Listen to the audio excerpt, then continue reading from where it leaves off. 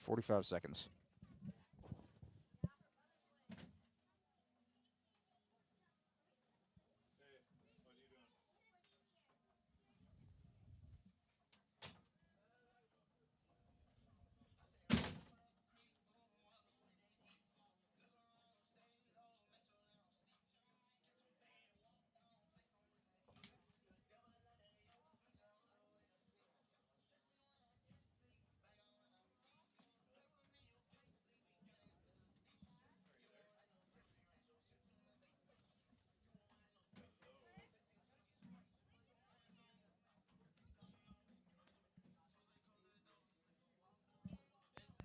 And Pirate Football is on the air from KRX Radio Stadium here in Crookston. It is Parent Night. It is also Military Appreciation Evening here, and is the final home game for the Crookston Pirates as they will host the Hawley Nuggets here on KROX. Hello, friends. My name is Zach Thomas. This is the Riverview Health pregame show. Crookston Here's tonight's matchup at 0-7 on the year. They were beat last week by Barnesville 78-0. Hawley Tonight's game at 5-2. Stay tuned here to the KRX pregame show here, the Riverview Health pregame show, that is. And we'll check on both coaches, as well as see the Napa Crookston Molding Machine starting lineups and check the Draft Sports Bar and Grill scoreboard update. That's all coming up here on the Riverview Health pregame show on KROX. His mother is Stacy Chirac. You can make a sweet life right here in the Red River Valley with a career at American Crystal Sugar Company. Our shift schedule offers 14 days off per month, which gives you time for family, friends, the great outdoors, and everything else you enjoy about small-town living. Entry-level positions are available, and pay starts around $18 per hour. Apply today at crystalsugar.com and share in our sweet success.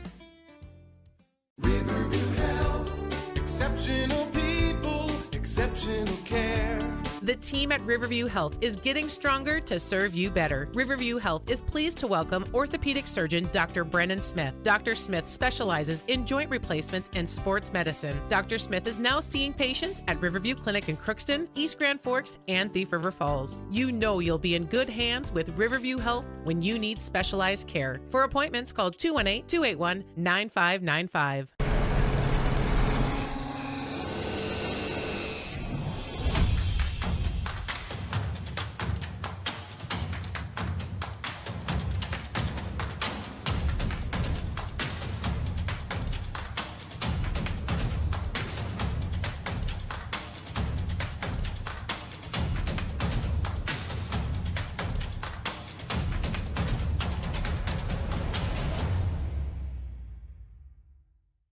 Ever wonder what your city government does for you? They provide police and fire protection, emergency and disaster preparation, building code and zoning enforcement, street repair, cleaning and snow plowing, curbside garbage and recycling collection, plus spring and fall cleanup weeks. They deliver safe drinking water and maintain a wastewater system. They care for 22 parks and provide year-round recreation activities. They give loans for economic development and housing.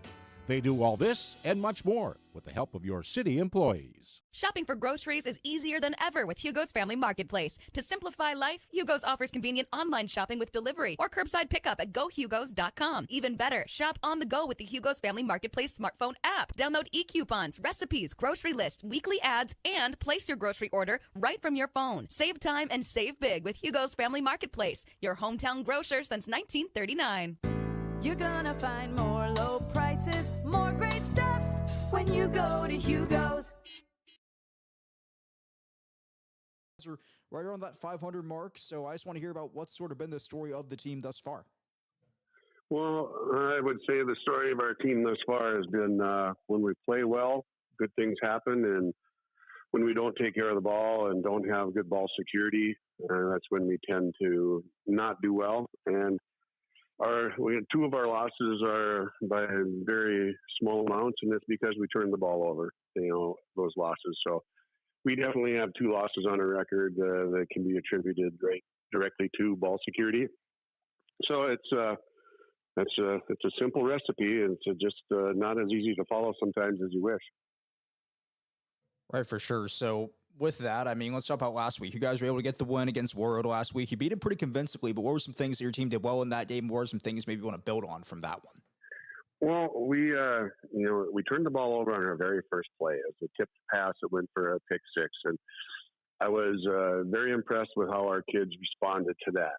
Nobody had negative body language. Nobody down in the dumps. It was just, you know what, that's one play. We forget about it, and we gotta return the kickoff and get going, and that's what we did. And then once we got the ball back in their own possession, our kids kind of took control, and we ran the ball well.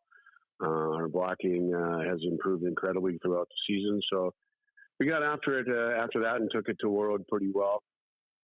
Took advantage of some of their turnovers and really just we hung on to the ball well. We protected it when we had it, and those are that's the part of football that you have to be able to complete successfully to be a winning football team. So we're close. We're getting closer. So hopefully we can have another good night tonight. You guys are right there. Of course, you came within 2 points of Perham. You came within 3 of Pelican Rapids. You mentioned turnovers sort of destroyed that game, but what does it mean to you to see your team be resilient from turning the ball over on the first play of the game last week? Well, that was huge, and that's one of the things that we talked about at the end of the game.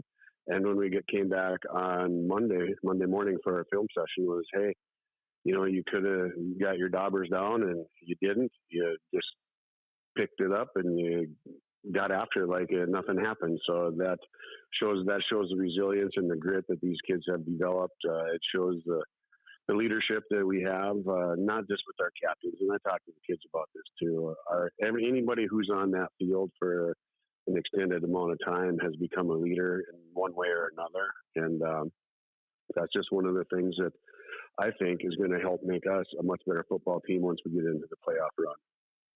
For sure. So let's talk about, your team so far. What are some things that maybe they've improved upon since week one that are really starting to come together right now? And again, what are the things that you still want to work on heading into this final game and into the playoff run? Well, our blocking with our inside zone blocking scheme has gotten better. Our kids are starting to trust the footwork and not try to go block a man. We're trying to block an area. So we've gotten better with that. We don't quite trust it 100% yet, but we're getting close.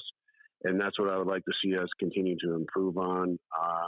We're still dropping some balls that should be caught, and on both sides, and interceptions and as receptions. So those are just some things little things that we can get better at. And then we can also clean up some of our reads and maybe pass blocking a little more consistently. And hopefully we can show some of that stuff tonight against Crookston.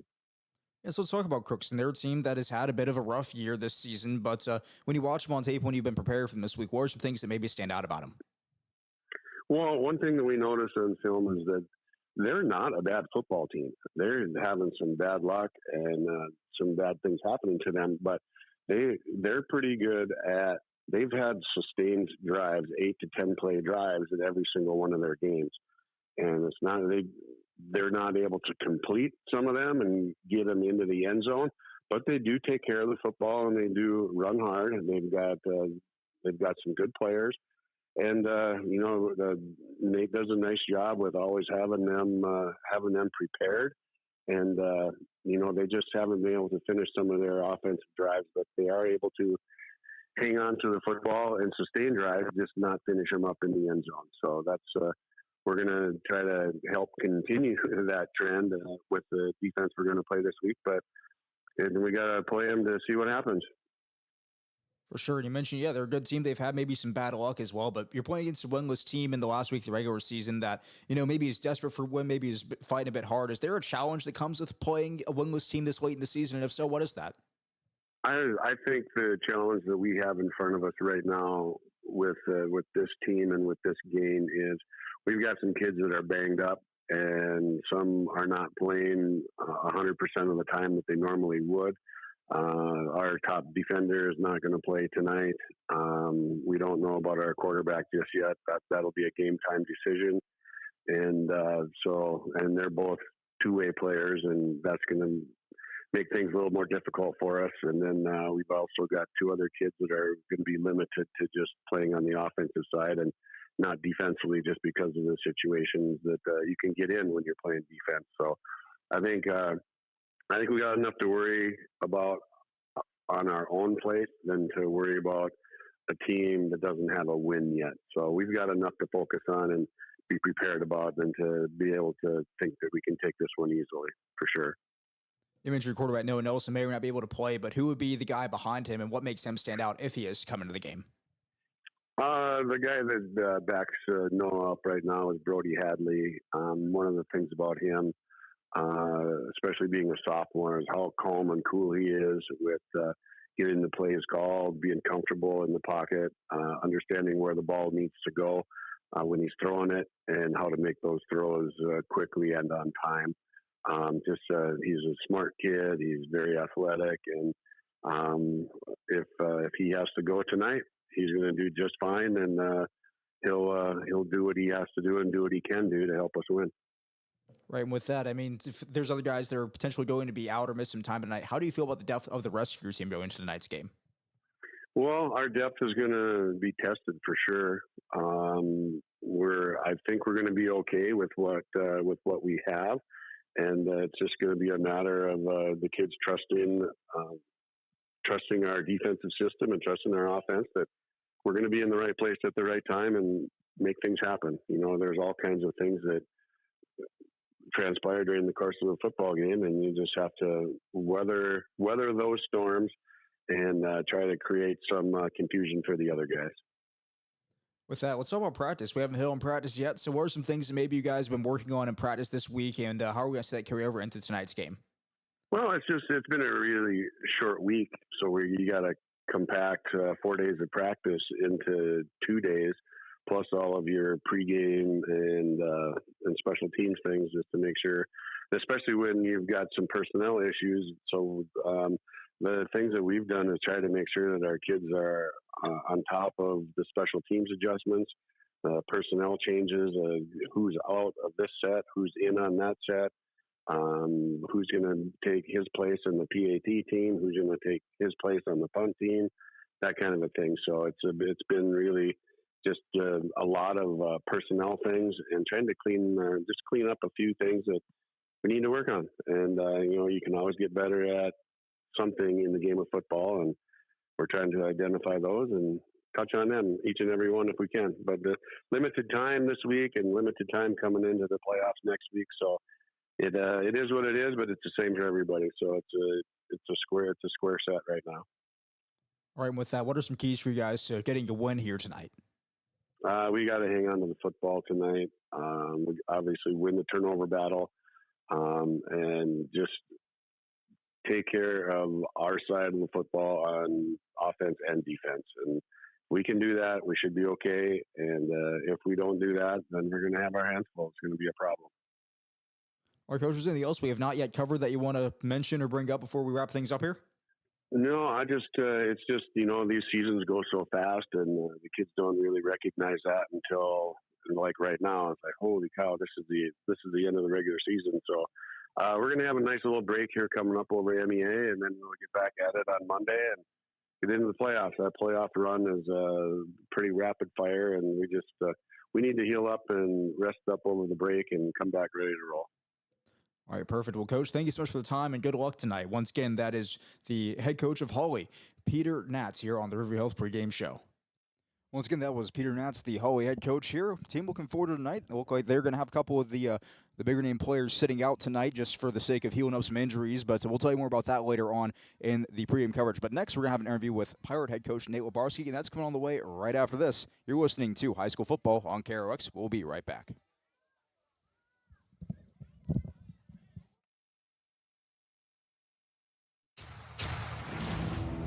This is my farm. Don't come out here and tell me what I need.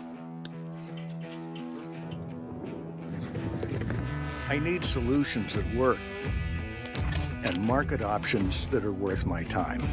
Small town support that sees the bigger picture. A global network that empowers us. A co-op that's there for us every day. This is Lindsay Erdman, Executive Director at Benedictine Living Community of Crookston. It is our privilege to serve the Crookston community and the surrounding area by offering a continuum of care ranging from assisted living, skilled nursing care, memory care, short-term stay and rehab, and outpatient therapy. including physical, occupational, and speech therapy. We also offer many employment opportunities with great benefits, on-site daycare, and a scholarship program. Contact us today at 218-281-3424 or benedictincrookston.org.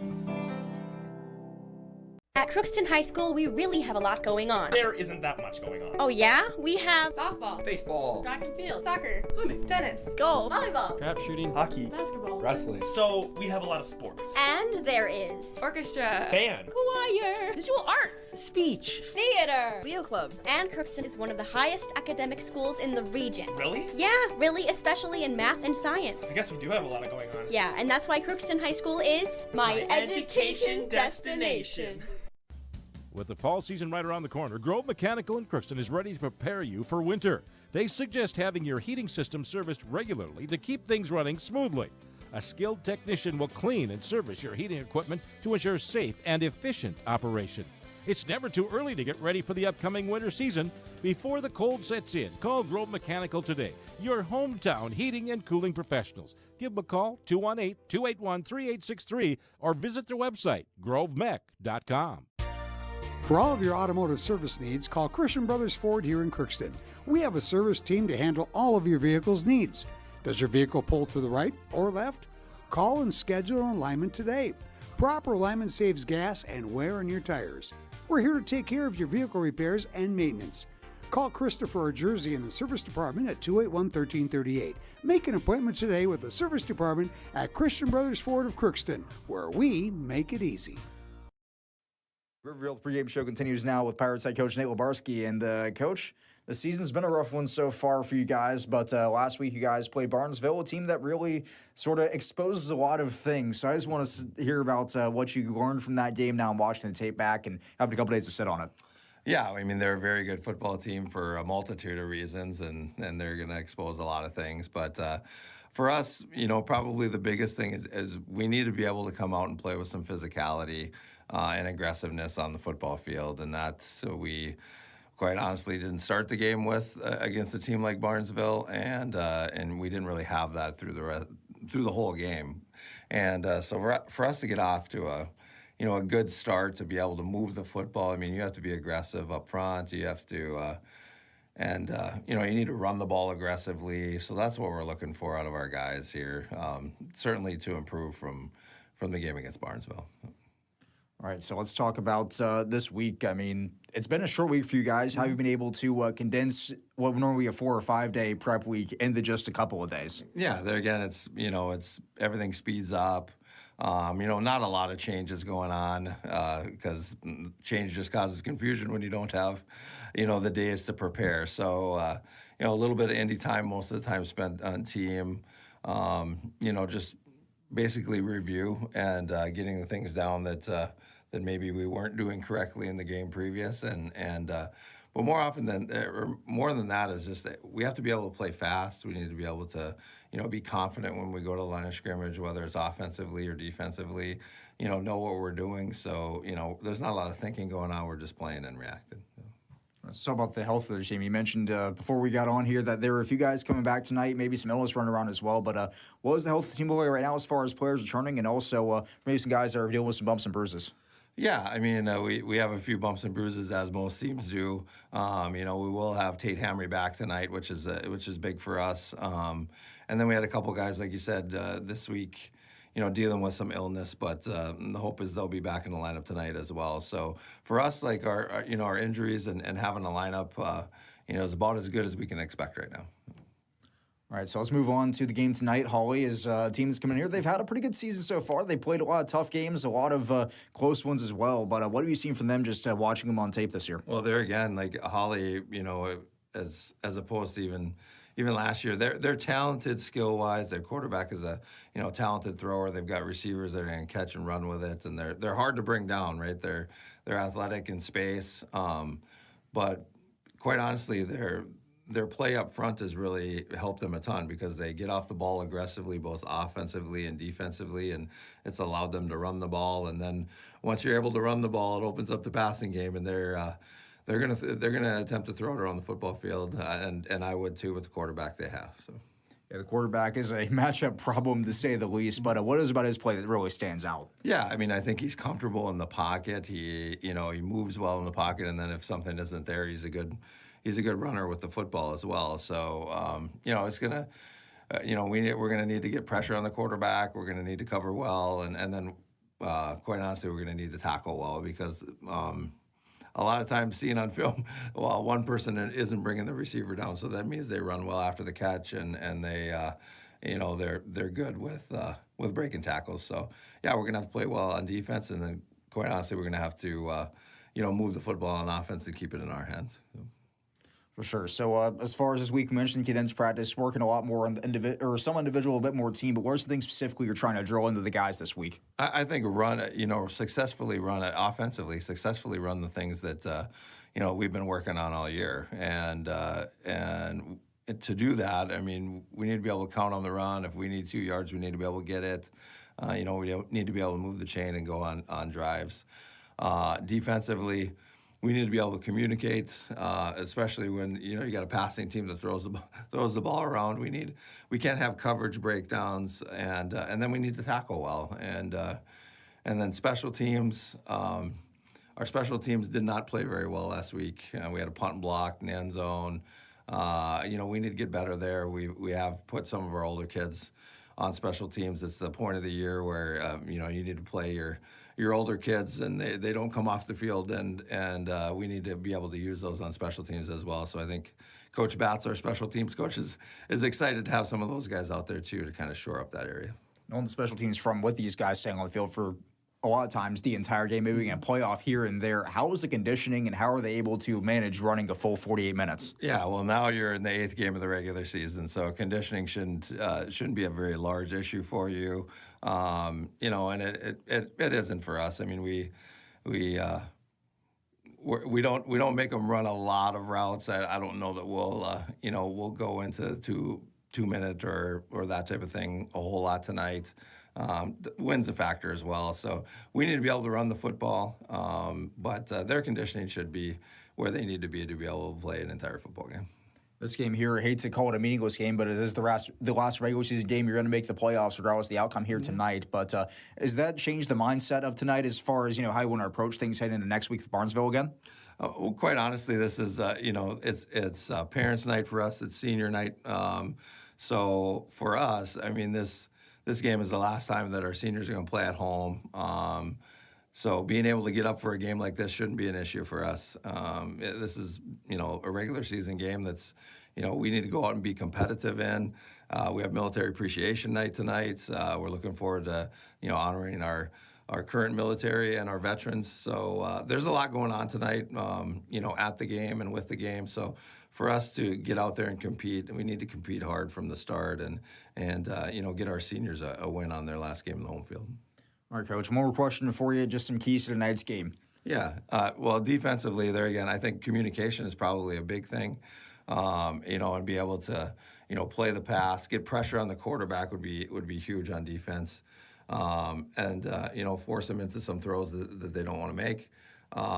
Offensively, there again, we run the football, control the clock, and special teams. We still haven't made a play on special teams this year, and having a play or two, whether it's flips the field or being able to score on special teams, would be big.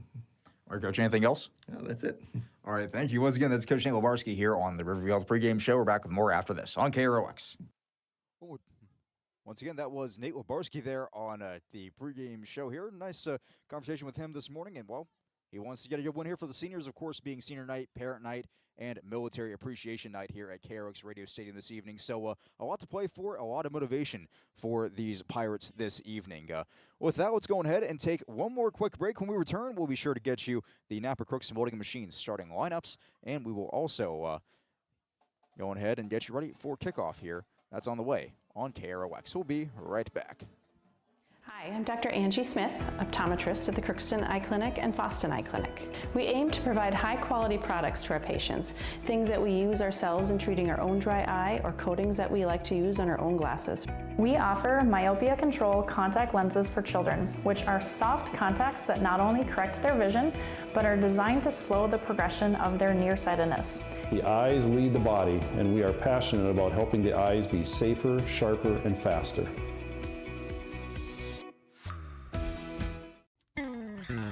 Crookston Valley Cooperative in Crookston is your full-service local agronomy dealer, delivering the products and services that you've come to expect. Crookston Valley Cooperative specializes in seed, chemical, and fertilizers that you need to keep your farm operation growing. For expert advice you can rely on, give Sean, Mike, or Matt a call at 281-1178 today or stop by at Crookston Valley Cooperative, located at 1122 Fairfax Avenue in Crookston. Crookston Valley Co-op, here to keep you growing.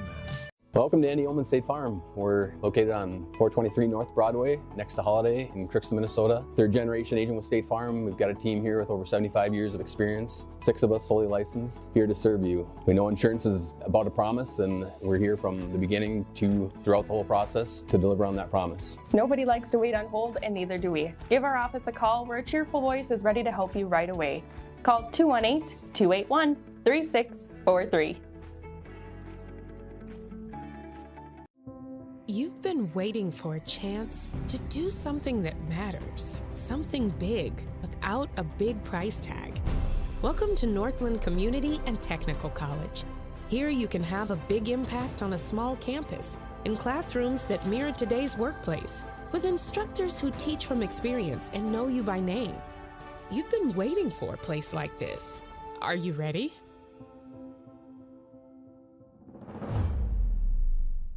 Are you an enthusiastic sports fan? Want to have fun and get in on the action? Heck, yes. That'd be awesome. Have great attention to detail? Want to stay active? Definitely. Want to give back to the student athletes in your community? Obviously, yes. Then you'd make an excellent high school sports official.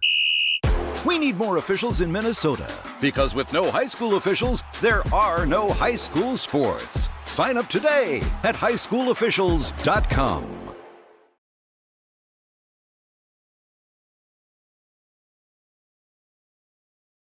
Well, we also want to welcome in our viewers on KRX TV this evening. Our game being streamed on YouTube as well on this Wednesday night. So, well, we still have about 7 or 8 minutes until kickoff. So let's go on ahead and start things off right with the Napa Crookston Welding and Machine starting lineups. For all your automotive needs, stop by Napa Crookston Welding and Machine in Crookston. They have what you need. And make sure your battery will start the first time, every time. Buy a Legend battery from Napa Crookston Welding and Machine. They handle all your Legend battery needs for your cars, trucks, recreational vehicles, snowmobiles, and ATVs. Now here is the Crookston Napa Crookston Welding and Machine starting lineups. Let's start with the Pirate offense this evening. From left to right on the offensive line, it'll be Riley Helgeson at left tackle, the 6'4", 290-pound senior. At left guard, Braden Peterson, the 6'1", 185-pound senior. Lucas Helgeson, the freshman, will be at center this evening. Casey Weiland, the converted running back, 5'5", 130-pound junior, is at right guard. And Wyatt Marcella, it will be at right tackle, standing at 5'10", 240 pounds. Crookston's running a bit of a different offense. It's going to be a double wing, 2 tight end look for them tonight.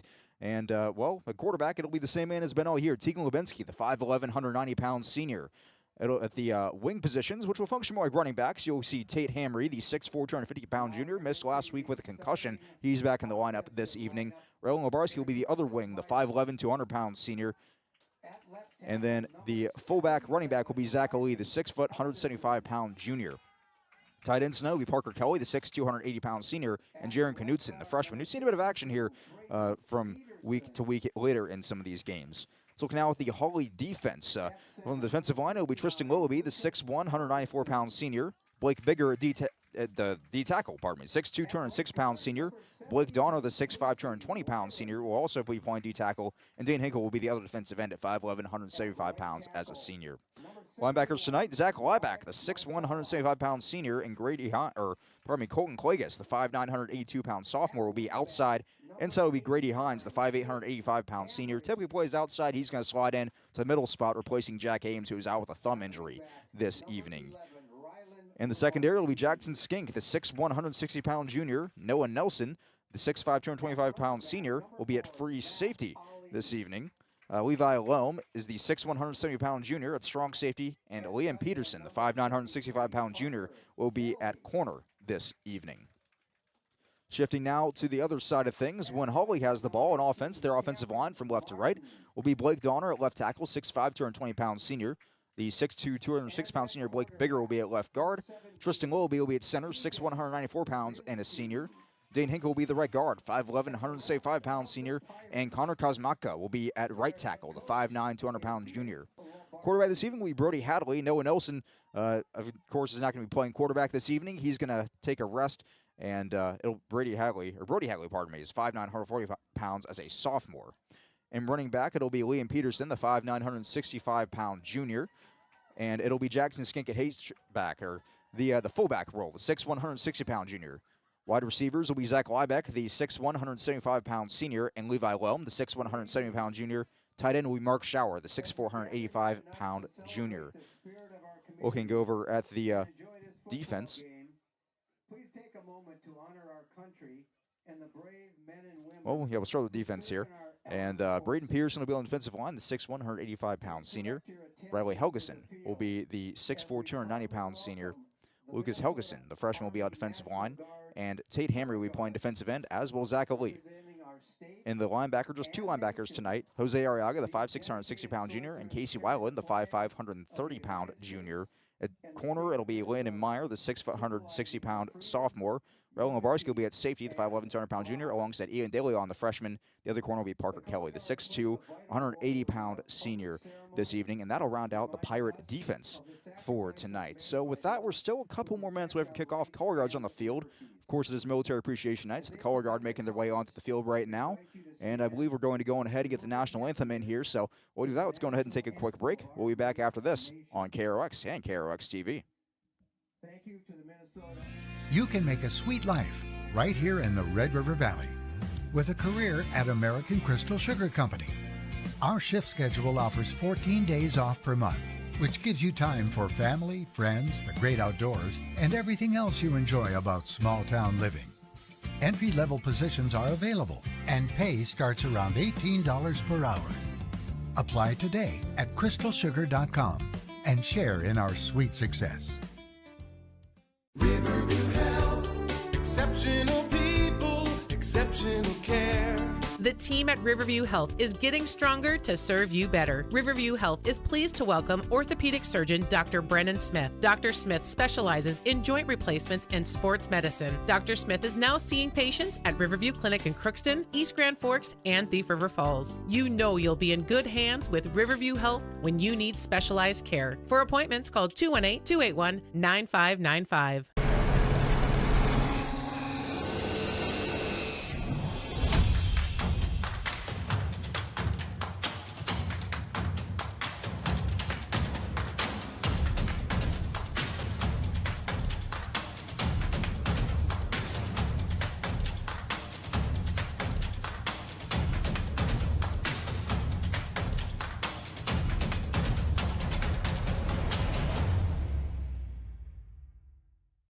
Ever wonder what your city government does for you? They provide police and fire protection, emergency and disaster preparation, building code and zoning enforcement, street repair, cleaning and snow plowing, curbside garbage and recycling collection, plus spring and fall cleanup weeks. They deliver safe drinking water and maintain a wastewater system. They care for 22 parks and provide year-round recreation activities. They give loans for economic development and housing. They do all this and much more with the help of your city employees. Shopping for groceries is easier than ever with Hugo's Family Marketplace. To simplify life, Hugo's offers convenient online shopping with delivery or curbside pickup at gohugos.com. Even better, shop on the go with the Hugo's Family Marketplace smartphone app. Download e-coupons, recipes, grocery lists, weekly ads, and place your grocery order right from your phone. Save time and save big with Hugo's Family Marketplace, your hometown grocer since 1939. You're gonna find more low prices, more great stuff when you go to Hugo's. And we're back here at KROX Radio Stadium. Color guard making their way off the field here, and as you could see by the flags before we cut to our break, it is a windy one here at KRX Radio Stadium. The flags sticking straight out here. Wind, I believe, going from the south to the north. So if you're going from right to left on the field this evening, the wind will be at your back. If you're going toward the school from left to right, you're going to be going right into the wind this evening. So we'll see how that is a factor in this game. We have another couple minutes here. We also got to mention our Draft Sports Bar and Grill scoreboard update. Draft Sports Bar and Grill has a great menu that includes salads, appetizers, entrees, sandwiches, wraps, tacos, pasta, burgers, and desserts. Takeouts and catering are also available, and they have a room that is available for parties and special celebrations. Contact them at 281-1183. They're open Tuesday through Sunday at 11 o'clock. Lunch specials are served from 11 a.m. to 2 p.m., and lunch specials change weekly. They've also got nightly specials. And with that, let's go ahead and take a look at our Draft Sports Bar and Grill scored update. We do have a score to report already this evening in high school football. That's the majority of the games tonight, as it is a shortened week for a lot of students, a lot of teams. And the one score will be Ada Borup West. They defeat Red Lake by a score of 33-6. With that, let's go ahead and turn our attention to the field. Kickoff about to come up. It'll be Hawley to kick things off, kicking from right to left on the back end. Crookston will receive the kickoff. Back there to return, looking over there, I believe I see Jose Arriaga back there. As the kick is a low-line drive, bouncing kick. It is touched by Raul Labarski at the 25, and it'll be followed on right around that spot. So Pirates will get around the same as they will with touchback, maybe a couple more yards, as Tegan Lubinsky, the Pirate quarterback, will make his way onto the field for Crookston. As we'll now welcome Chris Fee into the broadcast booth. Chris, how are we doing tonight? Not too bad. Good, good. So this Pirate offense here, they've struggled this year at times. It took them a couple of weeks to get things figured out. Later, they're able to sustain success, sustain drives, but we'll see how they come out here on this first drive of the evening. Pirates have it 1st and 10. Pirates come out in their double wing, double tight end formation with one back in the backfield here to start the game. Hawley bringing everybody up close. This will be a handoff outside. Looks like Tate Hamry's got it, and ready to hand it off in the middle. Of course, these Pirates, they do a lot of different things out of that formation. Any certain carrier could have the ball, but no gain on the play regardless of who touched it. Stop by number 20 for the... Well, the key for the Pirates here, they have going into a stiff wind. The Pirates not a big passing team, so that's not going to affect them a whole lot. But where it is going to affect them if they have to punt, and the wind is going it's coming from the south, going north. So this is going to be a huge possession here for the Pirates because they don't want to have to punt. It's not going to go very far today. No, it will not. On second down and 10 to go, Lubinsky's under center, a wing to either side and a back behind him. This is a low snap. It'll be handed off on the outside, and lowering the shoulder, I believe that time was, let's see, I believe that was Labarski. Yes, I saw the 11 get up there, and Labarski, he's going to lose a yard on this one, it looks like, maybe 2. That's a loss of 2 yards. So that'll bring up now 3rd down and 12 for the Pirates. Stop by the Nuggets, Well, Hawley having a great year. They've a lot to play for here. When they would solidify a pretty good shot at being a number 2 seed. Crookston, obviously, in football, you only get 8 games, so every game is a huge game for the players especially. And Crookston, if they could even play competitively here, that's going to be huge going into the playoffs where they'll have a tough task taking on Barnesville. 10:23 go in the first quarter. 2 receivers either side. Lubinsky in the gun. This will be a jet sweep handoff to Tate Hamry, and he goes nowhere. He's actually going to lose a couple yards there as the ball is marked back to the 25-yard line. Officially a loss of 3.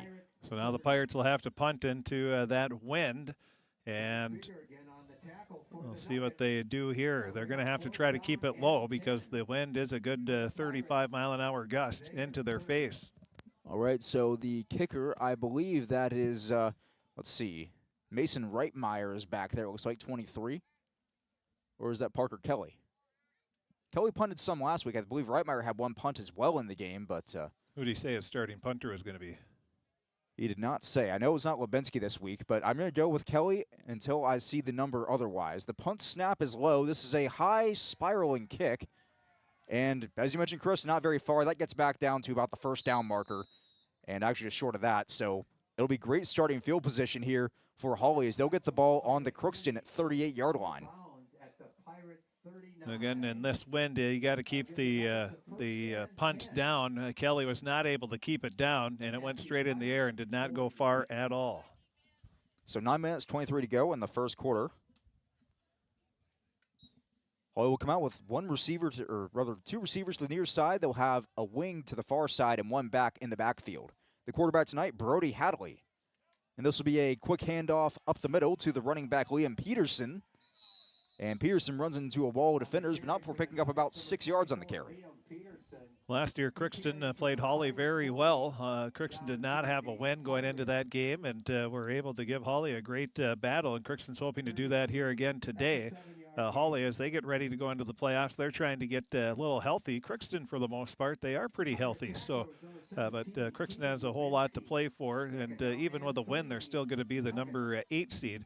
But they want to go in feeling pretty good into the playoffs. All right, so it'll be second down and 3 to go after a gain of 7. A toss outside, it's on the ground, and this will be fallen on here, as looking for the pitch was Levi Lum, the wide receiver, coming on the back end for an end around. And that will, it's gonna be recovered by the Pirates here. Crookston's got it at the bottom of the pile. I thought Lum fell on it, but Crookston forces a turnover.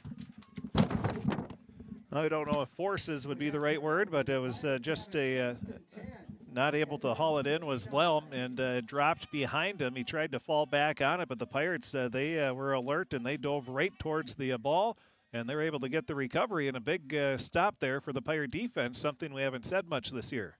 And the Pirates, one thing they have done well is they have been able to win the turnover battle. They have not turned the ball over much this season. They've been able to force a couple turnovers here and there, although it hasn't really showed up much on the score sheet or on the stat sheet. That is something that they have done at points this season. Wind up on the near hash. This will be a quick toss to Lebarski up the middle. Lebarski coming from his spot on the wing. He will push forward for a gain of about 4 on the run, maybe 5. Lebarski gets up to the 45-yard line, and that is going to be a gain of 6 yards on the play. It'll be 2nd and 4 for the Pirates. All right, so Lebarski now, a couple carries, or that will actually be his, I believe that is his second carry of the night. He's got a total of 4 after losing 2 on his first. Now 2nd and 4 for Crookston, same formation. Lubinski under center, wing to either side, one back in the backfield is Zach Ali. As now Hamry goes in motion, this will be a handoff up the gut, and Ali is sent backwards. Well, they tried to go right up the middle there, and Hawley was able to push right through. I mean, that was just a surge by the Nuggets defensive line, pushing the Pirate line back, and there was nothing Ali was going to be able to do on that run. Ali getting his first start there at that tailback spot this evening. He's been the backup quarterback. He's played some slot receiver as well this season. First carry goes there for negative yardage. So now it'll be 3rd down and 11 after that loss of 7 on the play. Pirates will huddle up. Now with 7:08 to go here in this first quarter of play. They just recovered a fumble off a bad pitch from Hawley quarterback Brody Hadley, intended for Levi Lelm on the previous possession. It's like Crookston's going to come out here when a multiple receiver look. They're going to have 2 to either side. On the near side, it's Kelly and Hamry. The far side, Lebarski. And I believe that is out there. And somebody twitched and whistles blow. And there's going to be a false start here on this one on the far side wide receiver. Well, they had 2 people in motion. There was a Pirate going in motion, and there was a second one going. So that was an easy call for the official. So the man who committed the infraction subs out. They'll get another tight end in there, I believe is who that was on the far side. Split out wide, one of the tight ends. Crookston running 2 tight ends this evening, as they will huddle up now, backed up to 3rd and 16.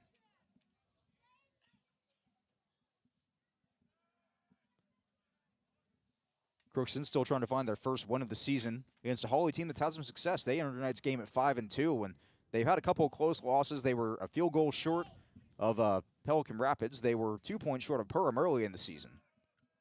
As that will be fake handoff there. Lubinski wants to run with it, and he will get down the sideline back to the original line of scrimmage, but no further. It'll be a gain of about 6 on the run.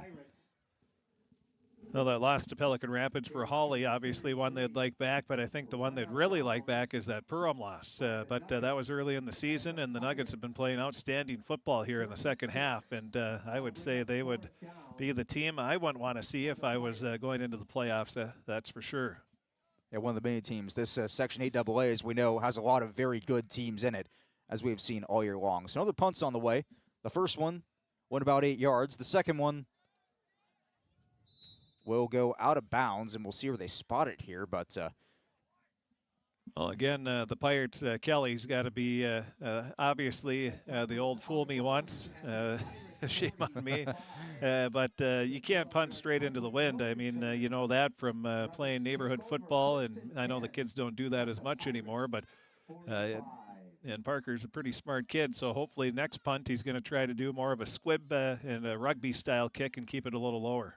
I believe the total yards on that punt, after you take into account the long snap, ends up being about 6 yards. They start on their Crookston 45, Hawley will, with 6:06 to go in the first. Hawley's got one back in the backfield here. believe that is Peterson back there. The quarterback still Brody Hadley. It was 2 plays for the Nugget offense last time. They were unable to move the ball. They had a nice carry on first down, a bad pitch on second down results in a fumble. Well, the good news for the Pirates, we're almost halfway through this first quarter with the wind in their face. And it's still scoreless. The handoff goes up the outside this time. Liam Peterson gets to the sideline and gains 11 in the first down, where he is ran through by 2 Pirate defenders. Well, that was a good run. He just bounced it out to the outside. The Pirates seemed to have the middle stacked up a little bit, so he just went out and was able to get that big gain. That'll be the first down for either team tonight, as we're now down inside of 6 minutes to go in the first. Yeah, so a 12-yard gain there for on the run. So now on first down again for Hawley. 1 receiver to the near side, a couple backs in the backfield here in the I formation. This will be another handoff up the gut. This time a gain of about, we'll call it 3 on the run there. I believe that was once again Peterson. Well, the Pirate defense doing a good job there. Giving up, Peterson was able to fall forward and get a few extra yards, or Lellum, excuse me.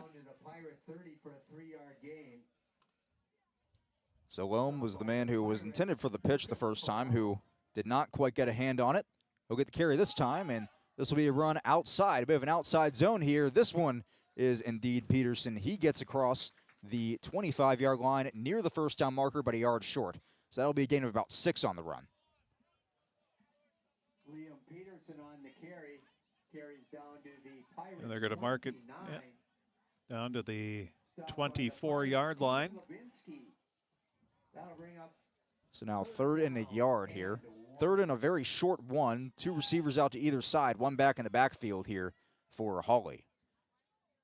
This will be a handoff again to Peterson. He gets the first down yardage, trying to drive the legs for a few more near the 20, and they will blow the play dead at the 21. So a nice play there, as he will get the first down, and a couple more. We'll give him a gain of about 4 on that run. It's 4 carries on the day, 29 yards for Liam Peterson.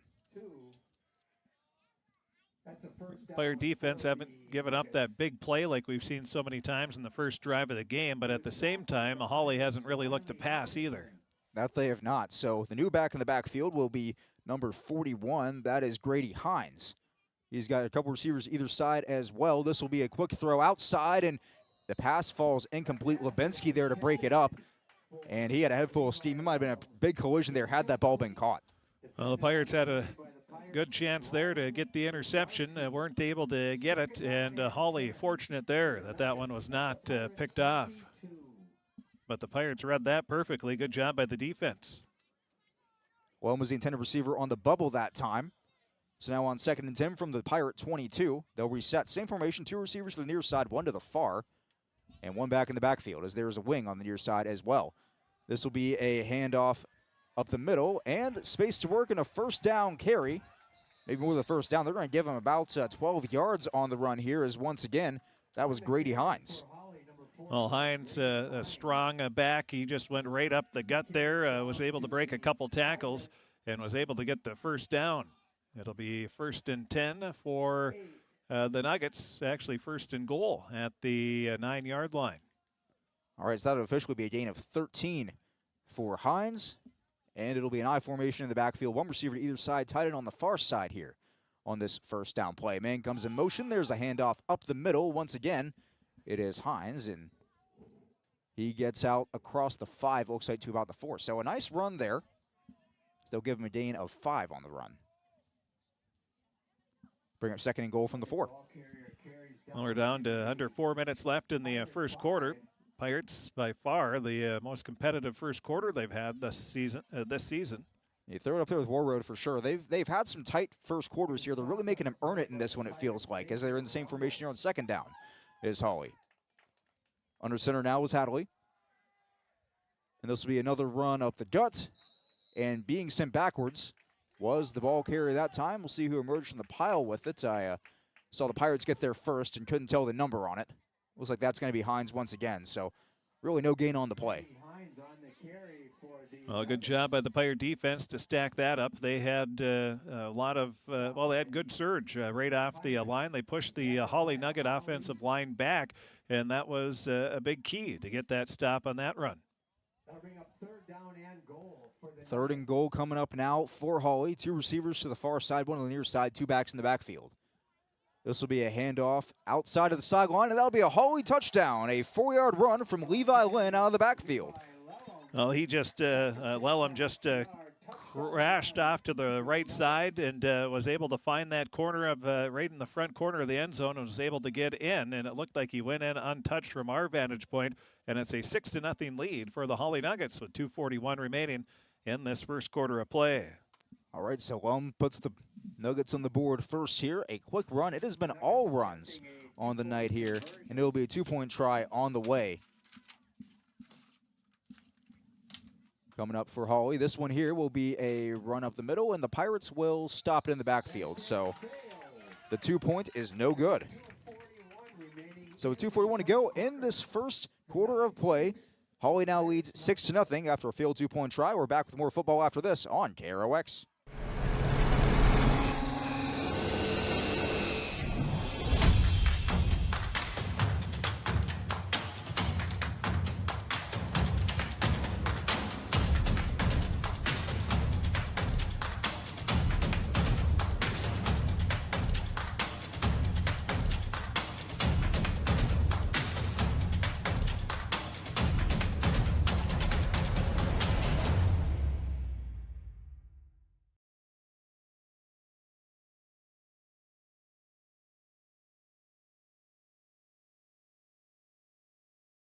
Welcome to Andy Oman State Farm. We're located on 423 North Broadway, next to Holiday in Crookston, Minnesota. Third generation agent with State Farm. We've got a team here with over 75 years of experience, 6 of us fully licensed, here to serve you. We know insurance is about a promise, and we're here from the beginning to throughout the whole process to deliver on that promise. Nobody likes to wait on hold, and neither do we. Give our office a call where a cheerful voice is ready to help you right away. Call 218-281-3643.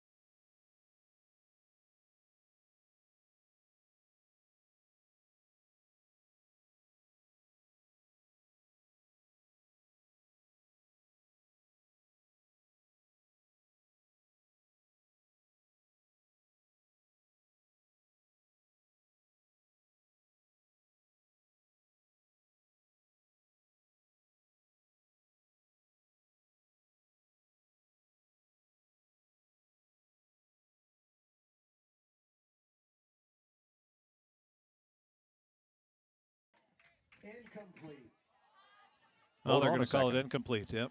Yeah, it looked like he caught it at first. But as a groan to the fans here will indicate the referees think otherwise. Wish we could go to replay right now, see what happened there. Yeah, I mean, it was a good throw. Maybe not the wisest throw considering the coverage, but unless Hamry really sold it better than he wanted to. So that'll be first down now for Hawley. They'll get the ball at their Crookston 41. There's a deep shot down the field and incomplete as the quarterback Brady Hagley was looking for his man on the far side, Mark Schauer. Well, and I think that's where we see the wind affecting the pass, because I think if you don't have this 35-mile-an-hour wind, we do have a personal foul penalty. That's going to be against the Pirates on a late hit. Roughing the passer. So a roughing the passer penalty, and that was, I mean, I saw it, and so that is another personal foul penalty on the Pirates for a late hit, and they've had way too many of those this year. Just undisciplined play. So that's the second Pirate penalty of the night. 20 total penalty yards for Crookston. This one, that'll move the chains way up. So instead of having the ball at the 41, they will move up to the 26. Brings the ball down to the Pirate 26. So another great starting field position here for Hawley. Still 2:02 left in this first quarter of the wind at their back. Two backs in the backfield, one receiver to either side, and a tight end on the far side of the formation. This is a handoff and a quick run from the running back. I believe that was Lincoln Midthun out there, Midthun rather. And Midthun will get about 5 on that one. Well, Midthun, a little shifty back there. He showed that as he, I think he wanted to go right off the guard and bounced it out to the outside and was able to get some good yardage, even though there wasn't a lot there.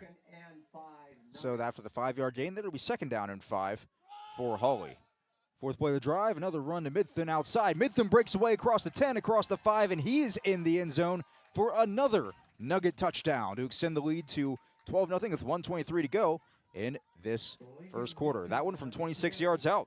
Well, a nice run. Again, he bounced it out to the outside, showed very good speed and good vision again, and was able to go in almost untouched there with 1:23 left in this first quarter of play. 12-0 lead now for the Nuggets, and they'll be on. I'm sure they're going to go for 2 here, and they are. Well, that's what it looks like here. So one receiver to either side, 2 backs in the I formation in the backfield, tight end to the far side of the formation.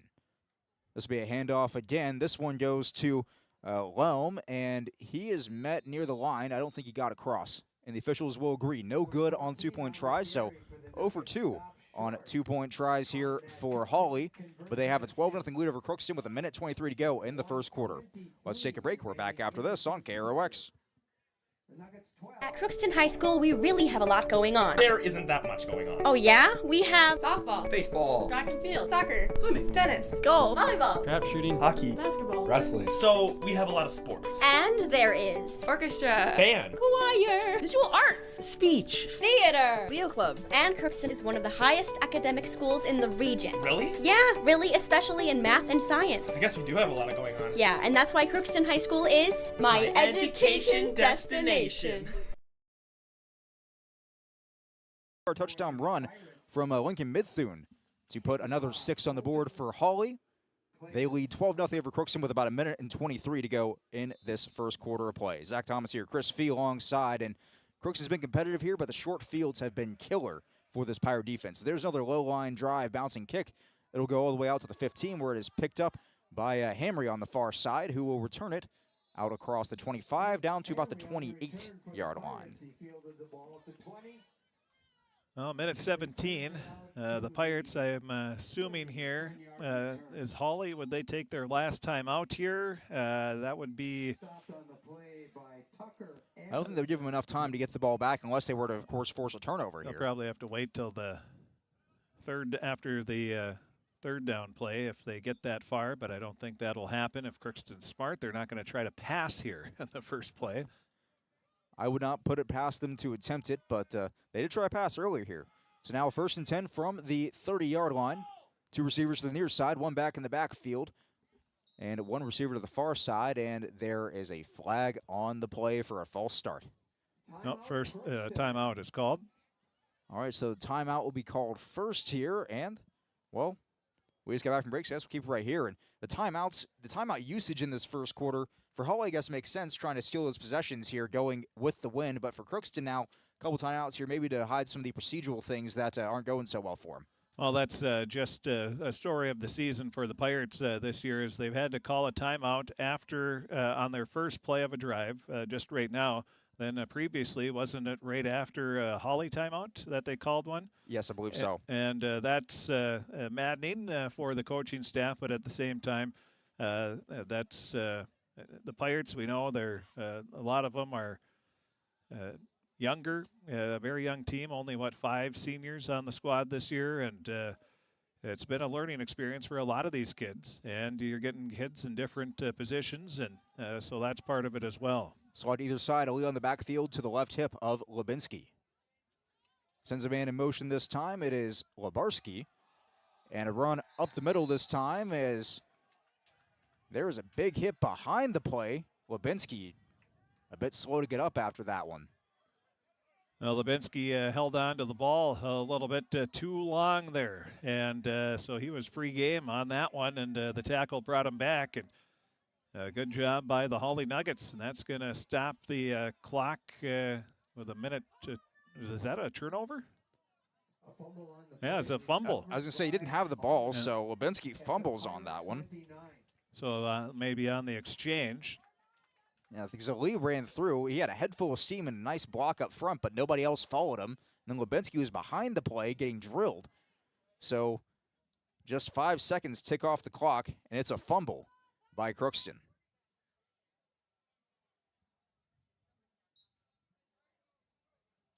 So the ball on the 30 now. 2 receivers to the near side, one to the far. The back in the backfield is once again Peterson under pressure, and there's a sack. The Pirates get home, and it's Tate Hamry to knock him down. Nice to have Tate Hamry back in the lineup this week, and he just shot right through and was able to get a huge sack there with under a minute left. And our first Pirate sack of the game. And if you're listening, you might, if you don't know what that means, too bad. If you do know what that means, you know what to do. Yes, of course. So now with 44 seconds to go in this first quarter of play, it'll be Hawley leading 12-0 here on second down. They'll flip formation. 2 receivers to the far side. The snap is high over the head. Quarterback's got to chase it, and the ball is still loose. And 3 Pirates get home. So the ball is sailed over the head of Brody Hadley, the sophomore quarterback, filling in for Noah Nelson this evening. And they're going to slide way back. That's one problem with going out of the shotgun. Every once in a while, you're going to have a snap that's going to go over the head of the we see it in college. We see it in the pros sometimes. So you know it's going to happen in high school, and it happens quite a bit. And the boy going the wrong way big time is the Hawley Nuggets. And that's going to be the end of the first quarter with the Nuggets leading 12-0 on our Draft Sports Bar and Grill scoreboard update. It's going to be 3rd and forever for the Nuggets to start the second quarter. All right, we're back after this on KROX. Hi, I'm Dr. Angie Smith, optometrist at the Crookston Eye Clinic and Foston Eye Clinic. We aim to provide high-quality products to our patients, things that we use ourselves in treating our own dry eye or coatings that we like to use on our own glasses. We offer myopia control contact lenses for children, which are soft contacts that not only correct their vision, but are designed to slow the progression of their nearsightedness. The eyes lead the body, and we are passionate about helping the eyes be safer, sharper, and faster.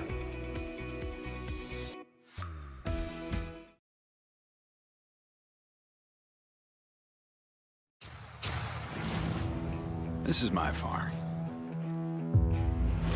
Don't come out here and tell me what I need. I need solutions that work and market options that are worth my time. Small town support that sees the bigger picture.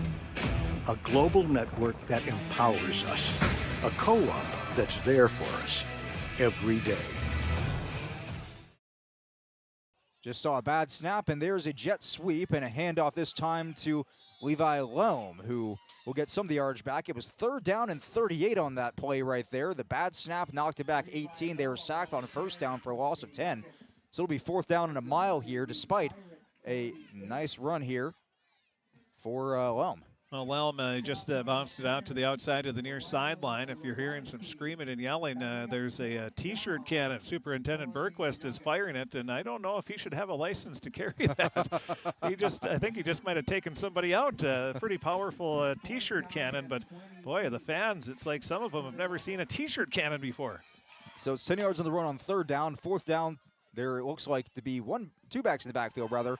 Quick floater outside is incomplete. Hamry gets a shot on the quarterback there, but no flag is thrown. This will be a turnover on downs. Hamry did a great job again showing off his speed, and missing last week. He's trying to make up for lost time because he has come out and played a tremendous game so far, and he was able to get up in the quarterback's face right away and give him a good shove. Right as he was letting it go, and I think that was part of the reason why. Well, I know that was the reason why the pass fell incomplete, because he had to throw it a lot quicker than he wanted to, that's for sure. And we should say congratulations to Jeremy Smith. Smithers, you get the large one-topping pizza from Happy Joe's Pizza and Ice Cream Parlor. And if we have another sack, we'll give another one away. Another Pirate sack, that is. All right, so on the 1st down, this will be a handoff to Hamry, who gets 2 yards out to midfield. The drive starts in the 48 for Crookston. The little jet motion there for Hamry gets him 2 more, and 2nd and 8 on the way. Jake is getting married, so we'll give some more away here. And actually, we haven't given 8 away this season, so we'll give another one away here. Sacks have been hard to come by this year. A lot of good offensive lines that the Pirate defense has had to face this season. So now with about 11:25 to go here in this 2nd quarter of play. And for some reason, Crookston and Hawley always seem to have really good battles. No matter some years, Crookston has been really good, and Hawley was maybe struggling. And we had a good game. We always had good games, and it's just the way I don't know these two teams match up. Obviously, Hawley resting a bunch of starters as well. That's part of the factors in this game is also. 2nd down, jet motion, and the pass to Lebarski, as he will get out to the 45 across midfield. So it's a gain of 7 on the play. Oh, nice job by the Pirates, getting some good positive yardage. The offensive line doing a pretty good job here. This is by far the best we've seen the offensive and defensive line play this season, I would say. Yes, of course. And of course, this has been a reshuffle line. This is maybe the 2nd or 3rd week they've all played in unison together with the same cohesive group. And they're still, and this is one thing, both Pirate volleyball and football obviously struggling this season without a win for both programs, but give credit to these kids. They're coming out, they're playing hard, they're still practicing, showing up to practice, and doing everything you would expect of them, just like they were winning. So give credit to the kids and the coaching staff. 3rd and 4 here. Pirates try the hard count. Somebody jumped. That's the thing, high school sports, it's about learning and learning life lessons, and that will be a 5-yard penalty, and that's going to be enough for a Pirate 1st down. In the neutral zone or the Nuggets. All right, so a 1st down for Crookston by virtue of penalty, but by hook or by crook, you got to get him. So that moves the ball out now to the 41-yard line. And Crookston marching the ball down the field a little bit here with 10:03 to go in the 1st half. Down by 12. Pirates will break huddle now. It looks like we're going to have 2 receivers come out to either side of the formation now. On the near side, I see Hamry and Lebarski, the quarterback in the backfield next to Zach Ali. There's a man in motion on the far side, and this will be a little pop pass here as it'll be Hamry on the run this time. Just a handoff on the inside for what Hamry did is he comes from he was split out to the far side. He comes running across right in front of Lebarski, and Lebarski hands it off to him on the inside handoff. All right, so gets a yard on that one, maybe. They're going to actually put the ball back a couple inches, so no gain on the play. Yeah.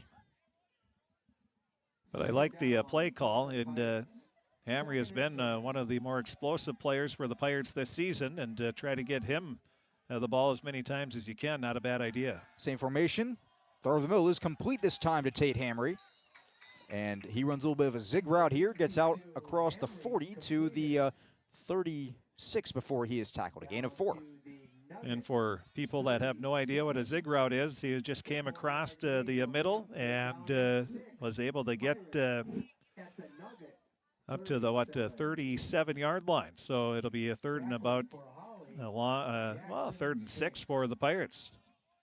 as they are moving the ball here with 8:35 remaining. And with the wind at their back, looking to go through the air, even those shorter passes.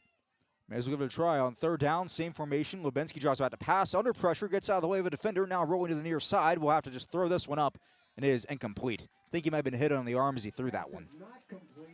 And not a bad idea there for, well, he's unfortunately way too used to running for his life this year. Lubensky is, and he ran to the near sideline and tried to get a pass. I think it was, as you said, hitting the arm, but I think he was just trying to throw it away anyway.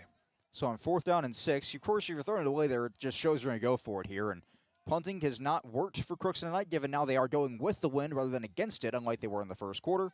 Offense stays on the field now in the same formation. 2 receivers to either side. Ali is the lone back. He is on the near side here, the left hip of Lubensky. Snap is out. Lubensky drops back to throw. Under a bit of pressure, quickly evades the pocket. And he will get through defenders, and he is tackled from behind near the 30 and the first down marker. Does he get it? Well, the tackle from behind actually helped the Pirates as he's going to be close to a first down. It looks like they're giving him a pretty favorable spot, and that looks to be good for a first down. Needed 6, got 6 in the nose of the ball, it looks like, on that one. So a Pirate first down. This is their first down, not off of penalty this evening. Oh, nice job by Teagan. The play, he was looking to pass down. Good coverage by Hawley. So he just tucked it in, ran, cut back towards the middle of the field. Tackled from behind where he got an extra 2-3 yards, and that's the reason why he got the first down. Otherwise, he was going to be well short. So the first down carry there for Lubensky. Pirates get the ball now on the 31-yard line, moving towards the end zone in Hawley territory. 2 receivers again to either side. Ali in the backfield. Lebarski in motion. Lubensky takes a snap, whistles blow beforehand. I think we had a couple Pirates in motion on the play. And sure enough, that backs him up 5. So we have another illegal procedure penalty on Crookston. It's 2 of those on the evening. They've got 3 penalties now for 25 yards.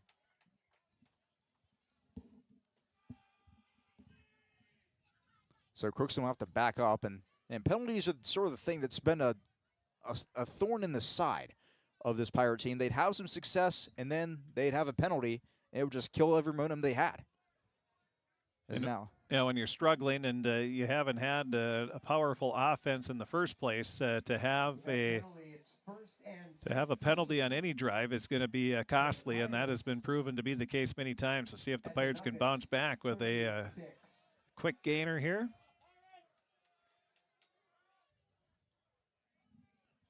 All right, so Crookston will come out with 2 receivers either side. Ali in the backfield. Lubensky throwing the long ball. Has got a man open, but he overshot him. The wind maybe takes that one away from Tate Hamry, the intended target. Well, the Pirates looking for a quick big hitter there after the penalty. It'll be incomplete, so it'll be second and, does it look a little longer than 15 to you? It's supposed to be right at the 15, but yeah, maybe a little bit longer as the officials will drop the ball down there at the nose. The ball will be at the 36. Yeah, I guess that's about right. So just the angle, close. Maybe, or yeah, maybe angle's like from where we're standing. We're at the 50, but we're just to the right of it from our vantage point on the home sideline. So it'll be second and 15 for Crookston. They'll tighten everybody back down to the line. One back in the backfield, a couple wings out there as well. Lebarski goes in motion and another flag. Well, the Pirates are going to have to quit sending somebody in motion, or is this going to be against Hawley this time? We've got an offsides in Hawley. Somebody lined up in the neutral zone. Oh, so Pirates, I was just going to say, if it's against Crookston, they better quit sending somebody in motion because that's not working. But that time it did work to draw. They get the 5 yards back, and we're right back where we started here, second down and 10 yards to go. Second Hawley penalty of the night for 10 yards. Pirates hold up now for second and 10, so back to square A, I guess. As the Pirates will once again be in that double wing formation here. One back in the backfield as the lead down in that 3-point stance. Lubensky under center. Lubensky, the senior, hands off to Lebarski, the senior. Throws the arm, gets across the 40, the 30 rather, and he'll be tackled down no further than at the 20, we'll call it the 27-yard line, right in between the 27 and 28 on the far hash. One thing you never have to question is how hard is Rylan Lebarski going to run the ball? Every time he gets it, he is lowering his shoulder. He's looking for contact, and he's not going to dance around. He's going to go right at you, and that's what he did there, and was able to get some pretty good chunk of yards, a 3-yard gain. You get that every play, you're going to keep moving that ball down the field. This here will be the 10th play of the drive, as we're now on a 6:08 to go in the first half of play. And this is the formula for Crookston. If your offense has not been dynamic this year, milk the clock and make sure they can't score either. Yeah, Coach Nance for Hawley said they've had some nice drives. They just haven't been able to finish them off. The Pirates trying to finish one off here. 3rd and 7, double wing formation. It's a toss out to Hamry, who steps back to take it. He is corralled near the line of scrimmage. He may actually lose a yard here. That looked to be a broken play from the beginning. I don't know if there's some miscommunication or if it was really played well by the Hawley defense or a little bit of both. And it'll be a 4th and about 8 for the Pirates. Again, they're well within 4-down territory here. Yep, so a no man's land here. They will go for it, as it looks like that'll be Lucas Perala subbing in here. He will replace, I believe that is Knutson coming out from his tight end spot.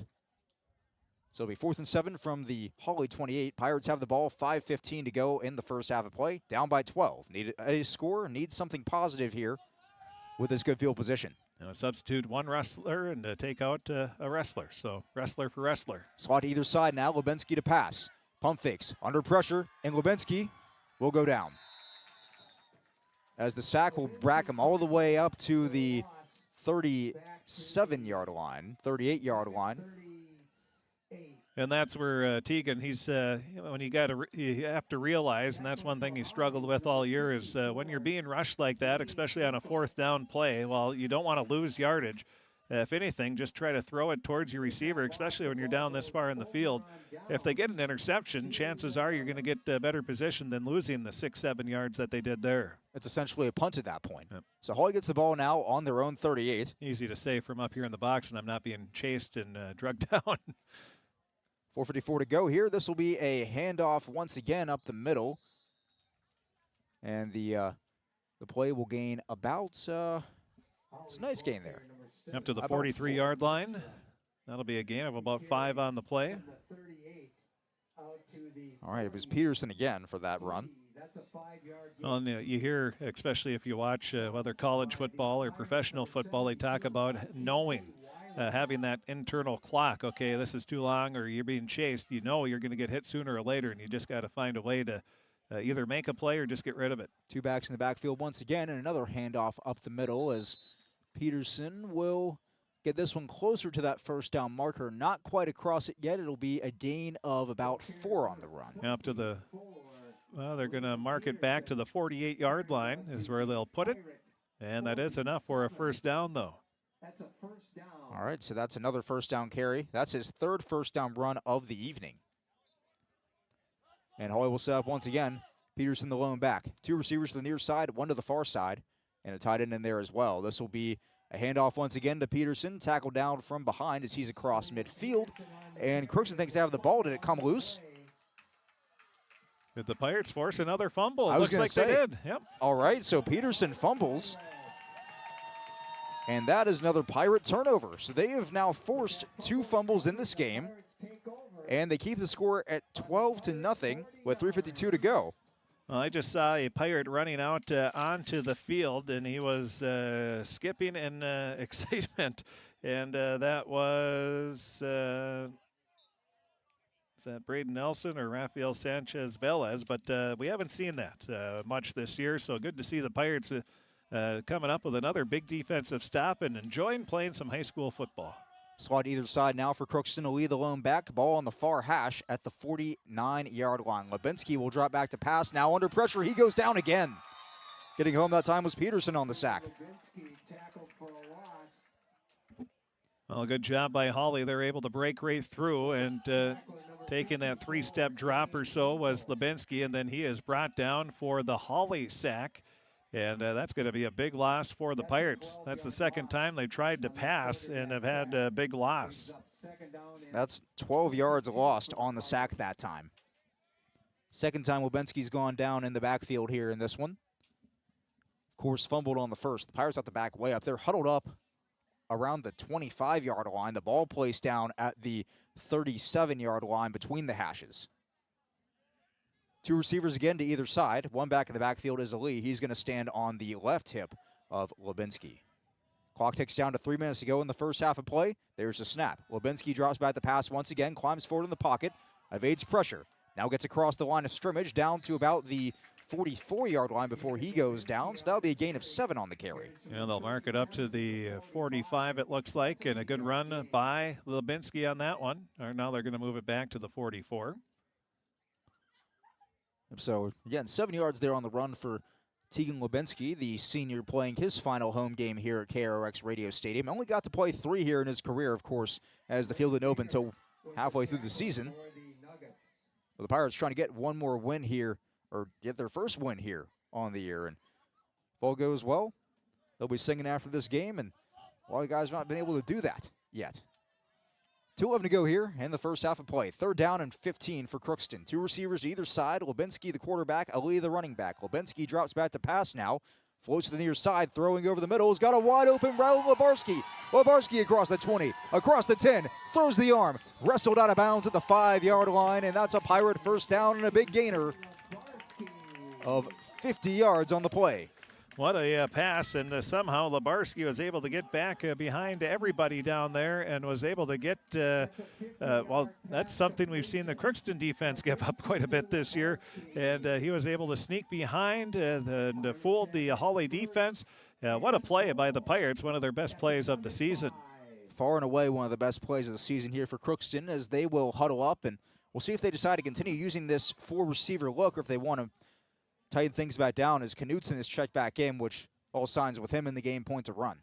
So he's been the tight end in that tighter formation they've been running here in this game since the first quarter. He got pulled out after a false start earlier in the game, and sure enough, they will condense things back down to that double wing. So it'll be Lubinsky under center, Ali in the backfield, Lubarski and Hamry the wings. Lubarski in motion, runs into Ali there, and a spin move from Lubinsky is he's just going to have to eat this one.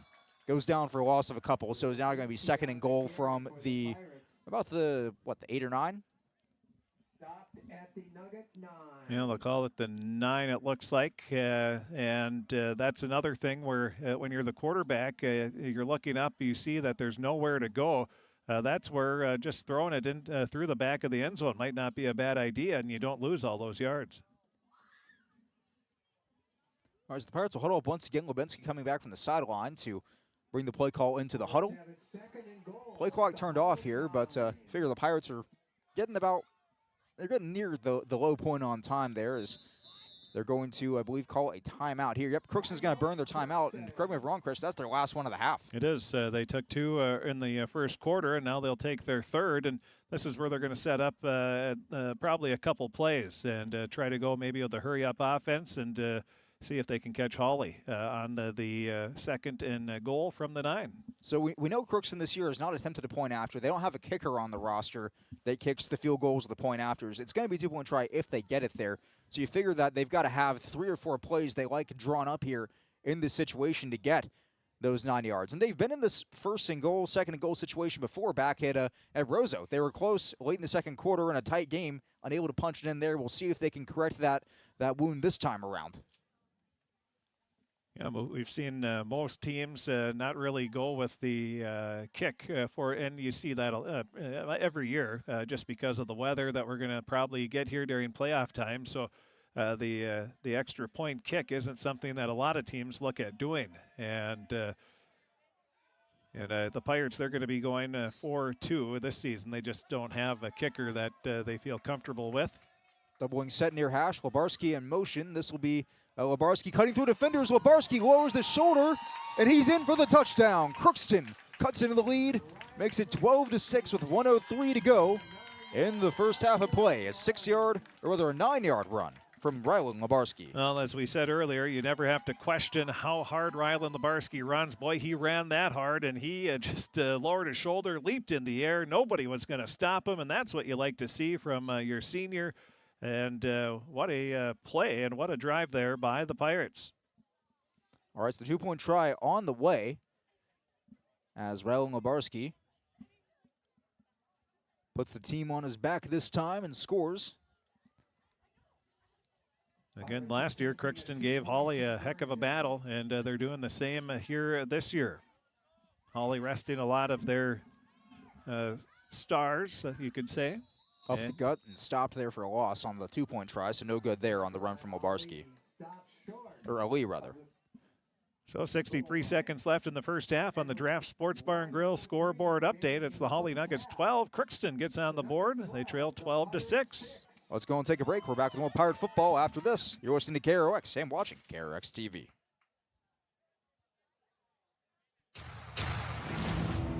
This is my farm.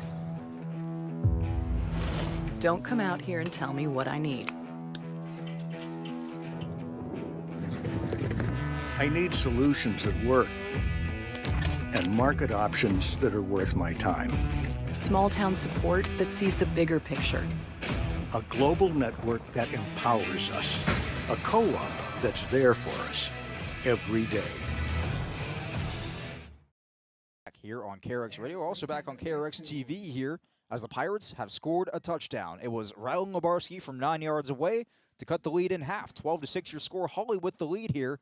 And Crookston winning the turnover battle here, and that has led now to points in this game. There's 63 seconds to go here in the first half of play. Crookston at kickoff. Parker Kelly, the man to boot it away for the Pirates. You can see the wind blowing on the field, too. The jersey numbers of the players starting to scrunch up as there's a low-line drive kick from Kelly. Bounces out to about the 15-yard line where it is fielded by one of the Nuggets, and I believe it's Peterson to return it.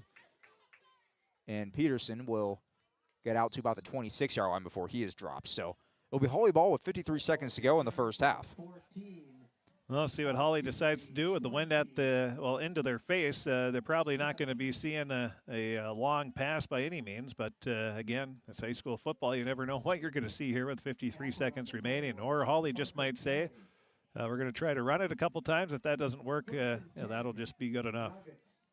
They're on their own 28-yard line to start this possession here.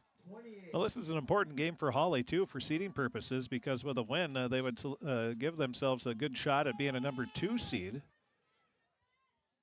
I formation now. Handoff again goes to Peterson on the outside. He's got room to work, and there's the long play from Hawley across the 30, across the 20, across the 10, and that will be a Nugget touchdown. And once again, it is Peterson from 72 yards away, a one-play drive to put it back at 12 points for a lead for Hawley. 18-6 your score. That is the Pirate season in a nutshell right there. They have something going that everything was going well. They trailed 12-6, and then on the first play after scoring a touchdown, the Hawley Nuggets go on a big run for a score to take that 2-touchdown lead. So just 40 seconds to go here in the first half. Hawley extends the lead now. It's back to where it was, a 12-point lead here, and they will go for 2.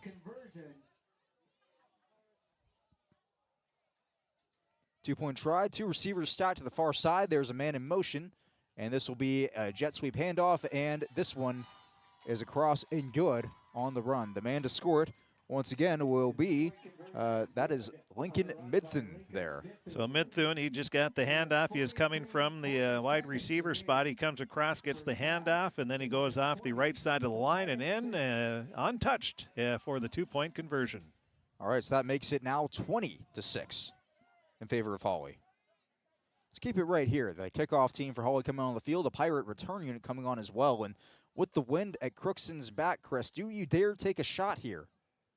Absolutely. Nothing to lose. Yeah, I ain't sure. And the last time these guys won a game, it's been a while since Crookston's won one. And well, the problem is college and pro sports have ruined it for everybody. High school, they want to play. They're not going to sit on it or take a knee, and they're going to go for it here. And why wouldn't you? Yeah, may as well. Got to do everything you can to get a win here, especially late in the season, if nothing else, to build some confidence going into another game with Barnesville next Tuesday night, as the ball will be fallen on here by Jaron Knutson at the 30-yard line. Well, that, the Pirates, a lot of young and inexperienced player, but just as far as football IQ, sometimes the Pirates, well, not sometimes, a lot of times they struggle, and that's a play where they had plenty of time, could have just easily got behind the ball, pick it up, and just little things that make such a big difference, and now they're going to have it. Not bad field position at their own 30-yard line, but they could have got quite a few more yards if they play that correctly. All right, so it'll be first down for Crookston, spreading everybody out wide once again. Lubinski will be in the gun, has one back to his hip. That's Lee. Throwing deep and outside, incomplete. Well, not that deep, just a high ball intended for Tate Hamry, or Parker Kelly, rather, on the far side. So down to 35 seconds, 35.2 to be exact, as the clock stops, as it is an incomplete pass. It'll be 2nd and 10 now. And the Pirates will have to be careful because you don't want to give Hawley a short field here if you throw 2 more quick incomplete passes.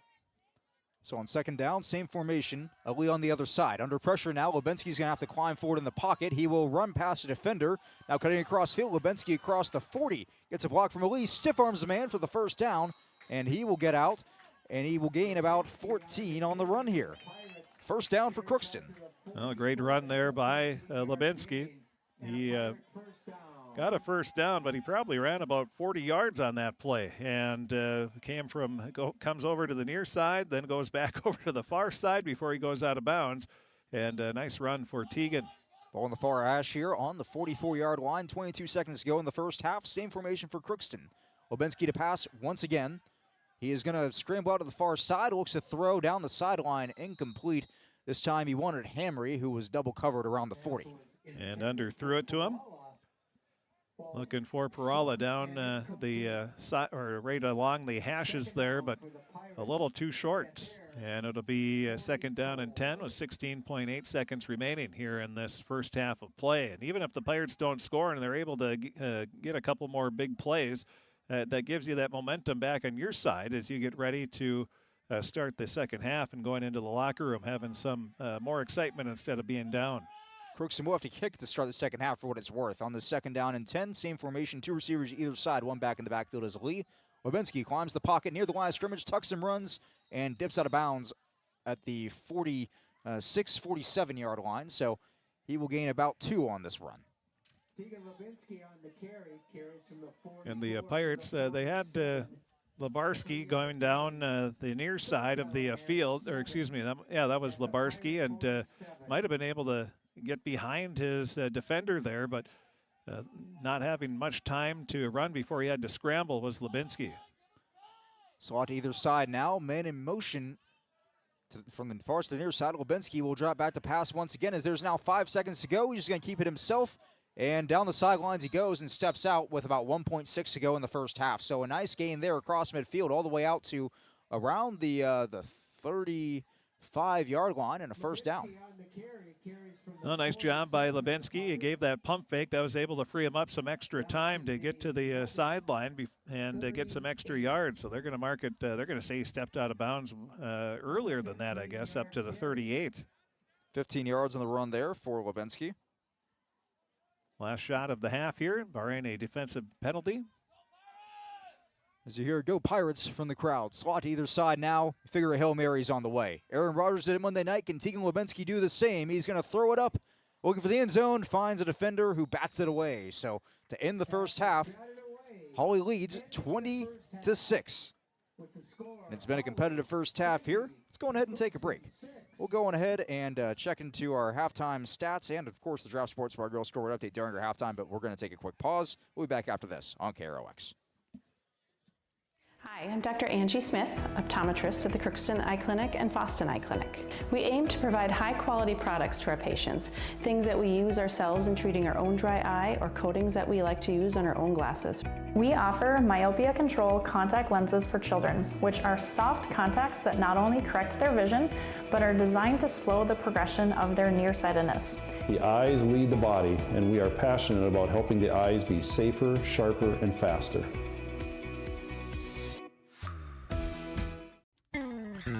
Crookston Valley Cooperative in Crookston is your full-service local agronomy dealer, delivering the products and services that you've come to expect. Crookston Valley Cooperative specializes in seed, chemical, and fertilizers that you need to keep your farm operation growing. For expert advice you can rely on, give Sean, Mike, or Matt a call at 281-1178 today or stop by at Crookston Valley Cooperative, located at 1122 Fairfax Avenue in Crookston. Crookston Valley Co-op, here to keep you growing. Welcome to Andy Oman State Farm. We're located on 423 North Broadway, next to Holiday in Crookston, Minnesota. 3rd generation agent with State Farm. We've got a team here with over 75 years of experience, 6 of us fully licensed, here to serve you. We know insurance is about a promise, and we're here from the beginning to throughout the whole process to deliver on that promise. Nobody likes to wait on hold, and neither do we. Give our office a call where a cheerful voice is ready to help you right away. Call 218-281-3643. You've been waiting for a chance to do something that matters, something big without a big price tag. Welcome to Northland Community and Technical College. Here you can have a big impact on a small campus, in classrooms that mirror today's workplace, with instructors who teach from experience and know you by name. You've been waiting for a place like this. Are you ready?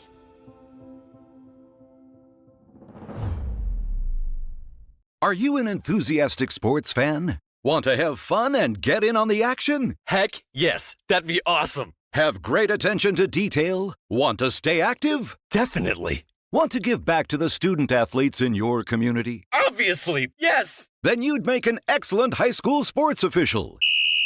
We need more officials in Minnesota, because with no high school officials, there are no high school sports. Sign up today at highschoolofficials.com. On KRX and KRX TV, as it is halftime here at KRX Radio Stadium. Hawley Nuggets leading Crookston by a score of 20-6 in what has been a very good and very competitive first half. Zach Thomas, Chris Fee here. Let's go ahead and run through the halftime stats. We'll start with the Pirates. Passing this evening, it's been Tegan Lubinsky at quarterback for Crookston. He has completed 4 of 7 for 60 yards in this one. He has also been sacked twice for a total of 21 yards lost on the day. On the ground, Zach Ali has carried once for a loss of 7 yards. Rylan Labarski, he has 5 carries for 20 in this one. Tegan Lubinsky leads the team in rushing yards this evening. He's got 48 through 8 carries. He's also ran for 3 first downs this one. Jose Arriaga's carried once for nothing. And Tate Hamry, he's carried now 5 times in this game. He has lost 3 yards in total on the ground. Through the air, it's only been, again, a handful of completions here. 3 to be exact. And it was Rylan Labarski who had 2 receptions for 55 yards and a touchdown in this one, and the other catch was made by Tate Hamry for 3 yards. Penalties for Crookston, there's been 3 for 25 yards. There have been, I believe, 2 punts in this one for 14 for Crookston. The wind not a friend here for the Pirates punt unit. They've been going for it on 4th down for the most part, and they found some success there in this game so far. On the other side for Hawley, well, it's been... We should mention they're honoring veterans right now. Yes, I'm sorry to butt you in, but they are honoring the ones that are here on this Veterans Night, and pretty good crowd there. And hats off to our veterans. Yes, of course. Got to thank the veterans for their service and their sacrifice. Obviously active military as well. Much braver than I, that's for sure. Yes, certainly. Thank you for your service. Of course, as the veterans are, again, being recognized down on the field right now. God bless you and God bless. As PA announcer Corky Reynolds will give them a salute and a send-off here as they'll all stand there at about the 30-yard line this evening. Of course, Veterans Active Military Appreciation Night this evening alongside of Parent Night and Senior Night here for the Pirates. With that, let's go ahead and move on now to Hawley and their stats for this evening. 3 passes attempted by the Nuggets tonight by quarterback Brody Hadley. He has thrown 3 incompletions. He overshot one on what could have been a touchdown. He's also had a couple of more contested balls in this one. There have been 2 sacks on the evening from Hadley. One was a 10-yard sack by Tate Hamry. The other one was technically, he was not necessarily tackled, but he did have to fall on the ball. That was a bad snap for an 18-yard loss after it just sailed over his head in the middle part of that second quarter of play. On the ground is where Hawley's had the most success. It's been 3 carries for 17 yards for Levi Lelm. He's got a touchdown run on the day as well. Liam Peterson leads the team in rushing. He has 7 runs for 111 yards and a 72-yard touchdown in the mix there as well. Grady Hines, he has 3 carries for 18 in this one. And Lincoln Midthune, he has 2 carries for 31, including a 26-yard touchdown run to open this game for Hawley. Looking at penalties and punts, no punts for Hawley. They did have a turnover on downs in this game, though, and they were penalized twice for 10 yards, both of the offsides encroachment variety for Hawley in this one. So that there is the halftime stats. Let's go ahead and take another quick break. When we return, we'll throw it to Chris for a Draft Sports Bar and Grill scoreboard update. That'll be on the way after this on KRX and KRX TV. You can make a sweet life right here in the Red River Valley with a career at American Crystal Sugar Company. Our shift schedule offers 14 days off per month, which gives you time for family, friends, the great outdoors, and everything else you enjoy about small-town living. Entry-level positions are available, and pay starts around $18 per hour. Apply today at crystalsugar.com and share in our sweet success. Riverview Health, exceptional people, exceptional care. The team at Riverview Health is getting stronger to serve you better. Riverview Health is pleased to welcome orthopedic surgeon Dr. Brennan Smith. Dr. Smith specializes in joint replacements and sports medicine. Dr. Smith is now seeing patients at Riverview Clinic in Crookston, East Grand Forks, and Thief River Falls. You know you'll be in good hands with Riverview Health when you need specialized care. For appointments, call 218-281-9595.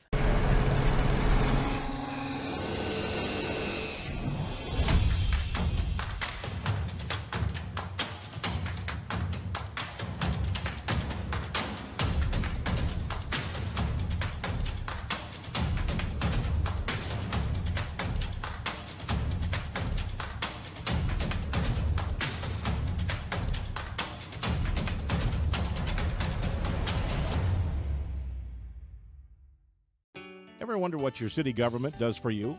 They provide police and fire protection, emergency and disaster preparation, building code and zoning enforcement, street repair, cleaning and snow plowing, curbside garbage and recycling collection, plus spring and fall cleanup weeks. They deliver safe drinking water and maintain a wastewater system. They care for 22 parks and provide year-round recreation activities. They give loans for economic development and housing.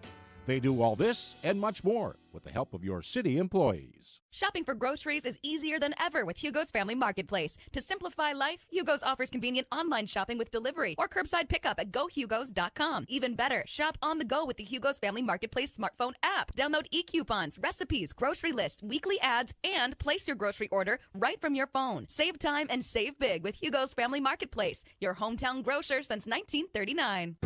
You're gonna find more low prices, more great stuff when you go to Hugo's. Here at KROX Radio Stadium, 4 minutes left in halftime here. Before we toss to our Draft Sports Bar and Grill scoreboard update, didn't get into the scoring here with our stats. We're going ahead and start with that. The scoring was open on the evening pretty early into this game. It was a 26-yard touchdown run from Hawley running back. That was Lincoln Midthune who scored it from 26 yards out. The 2-point run was no good. That was scored with about 2:41 to go in the first quarter of play. We should also mention the second touchdown was also ran in by Midthune from 5 yards away. So he's got 2 touchdowns in this one, I believe. That's not correct. Midthune scored the second one. The first one was Lelm on a 4-yard run with 2:41 to go. The second one was Midthune, so that's right. I was going to say, Lelm's got one highlighted on my stat sheet. So Midthune scored the second touchdown to make it 12-0 on a 26-yard scamper to the far sideline. The 2-point try was no good on the run from Peterson. And then Crookston was able to get a touchdown late in the first half. It was a 9-yard run from Rylan Labarski to put the Pirates on the board and cut the lead in half with about 1:03 to go in the second quarter of play. And then there was a touchdown on a 72-yard run from Liam Peterson down the far sideline to put the lead back at 12 points to make it 18-0 from 72 yards away. The 2-point try was then good by Lincoln Midthune to make it 20-6 here where we sit heading into the second half of play. Hawley will get the ball to start the second half. Crookston will be kicking off as Crookston received the opening kickoff and couldn't do anything on that first drive of the game. And with that, I'm going to toss it now to Chris for that Draft Sports Bar and Grill scoreboard update. Chris? Well, our friends Brent and Jasmine Melsha and their crew at Draft Sports Bar and Grill, they are happy to serve you. They have that new menu that is out now, and they have the nightly specials going throughout the evenings. They have the lunch specials throughout the weeks. So they good place to go before or after the game. Draft Sports Bar and Grill in Crookston. Taking a look at our scores in Class 2A football. The score here, obviously, is the Hawley Nuggets 20, Crookston 6. Warroad, they beat Roseau 22-20. What a way to break in one of their, second or third game on their new turf field up in Roseau, and they hold off the rival. So a big win for Warroad, and that'll probably drop Roseau down to the number to the number 7 seed, and Warroad might bump up to the number 6 seed. So what does that mean? Well, that doesn't mean much. You either got to play Pelican, Park, or Hawley. So that we might know a little more after tonight on who's playing who, but that one, a big win for Warroad. As we take a look at the rest of the scores at the end of the first half, a little bit of a surprise here. It's Barnesville and Frazee tied at 6 apiece. And then Menominee-Waban, they beat Monaga 35-8. Staples Motley, they got a forfeit win over Wadena Deer Creek 2-0. And Pelican Rapids leading Park Rapids 7-6 at halftime, as expected. That one is a good one there. And looking at 9-man football, let's see, Fertile Beltrami having no problems with Clearbrook Gonvick. They lead 32-0. 2 minutes left in the first half of that one. And Cherry, number 9 ranked, leading Ogilvie 12-8. Foston, they lead Norman County Eastdale and Hitterdal 26-0 at halftime. Nevis leading Verndale 12-0. That is at halftime as well. And Class A football, you have Breckenridge. They're leading Walker Hackensack Akeley 48-7. 4 minutes left in the game there. Bagley leads Lake Park Audubon 30-8 with 3 minutes left in the first half. And other Class A scores, you have, we told you, Menominee-Waban beat Monaga. Ada Borup West beat Red Lake 33-6. Red Lake County leading Polk County West 24-6 at halftime. As Red Lake County is with a win, they are going to be the number 2 seed, which is big because that means if Ada Borup West, if everything goes as you expect, they would be hosting Ada Borup in the semifinals a week from Saturday. And so those are some of the scores that we have on our Draft Sports Bar and Grill scoreboard update. And taking a look at other scores that we can pass along. The Minnesota Lynx at halftime leading the New York Liberty 43-35. That's being played at sold-out Target Center. And, yeah, that is about it. The Timberwolves, they're playing the Bulls at halftime. The Bulls lead the Timberwolves 71-58. Uh-oh, the Timberwolves, they lose 2 in a row in the postseason. Could be over. Yeah, got a little preseason basketball, right? So, all joking aside, that is what we have. Also, congratulations to Jeremy Smith. He is the quarterback sack attack winner from that first half. And I think that gets you caught up to date on everything you need to know. All right, perfect. Well, thanks for the update, Chris. And with that, we're a couple minutes away from the teams beginning to do their little warm-up stretches here before the second half of play. So let's go ahead and take another quick break. We'll return with the second half after this on KRX and KRX TV. You can make a sweet life right here in the Red River Valley with a career at American Crystal Sugar Company. Our shift schedule offers 14 days off per month, which gives you time for family, friends, the great outdoors, and everything else you enjoy about small-town living. Entry-level positions are available, and pay starts around $18 per hour. Apply today at crystalsugar.com and share in our sweet success. Riverview Health, exceptional people, exceptional care. The team at Riverview Health is getting stronger to serve you better. Riverview Health is pleased to welcome orthopedic surgeon Dr. Brennan Smith. Dr. Smith specializes in joint replacements and sports medicine. Dr. Smith is now seeing patients at Riverview Clinic in Crookston, East Grand Forks, and Thief River Falls. You know you'll be in good hands with Riverview Health when you need specialized care. For appointments, call 218-281-9595.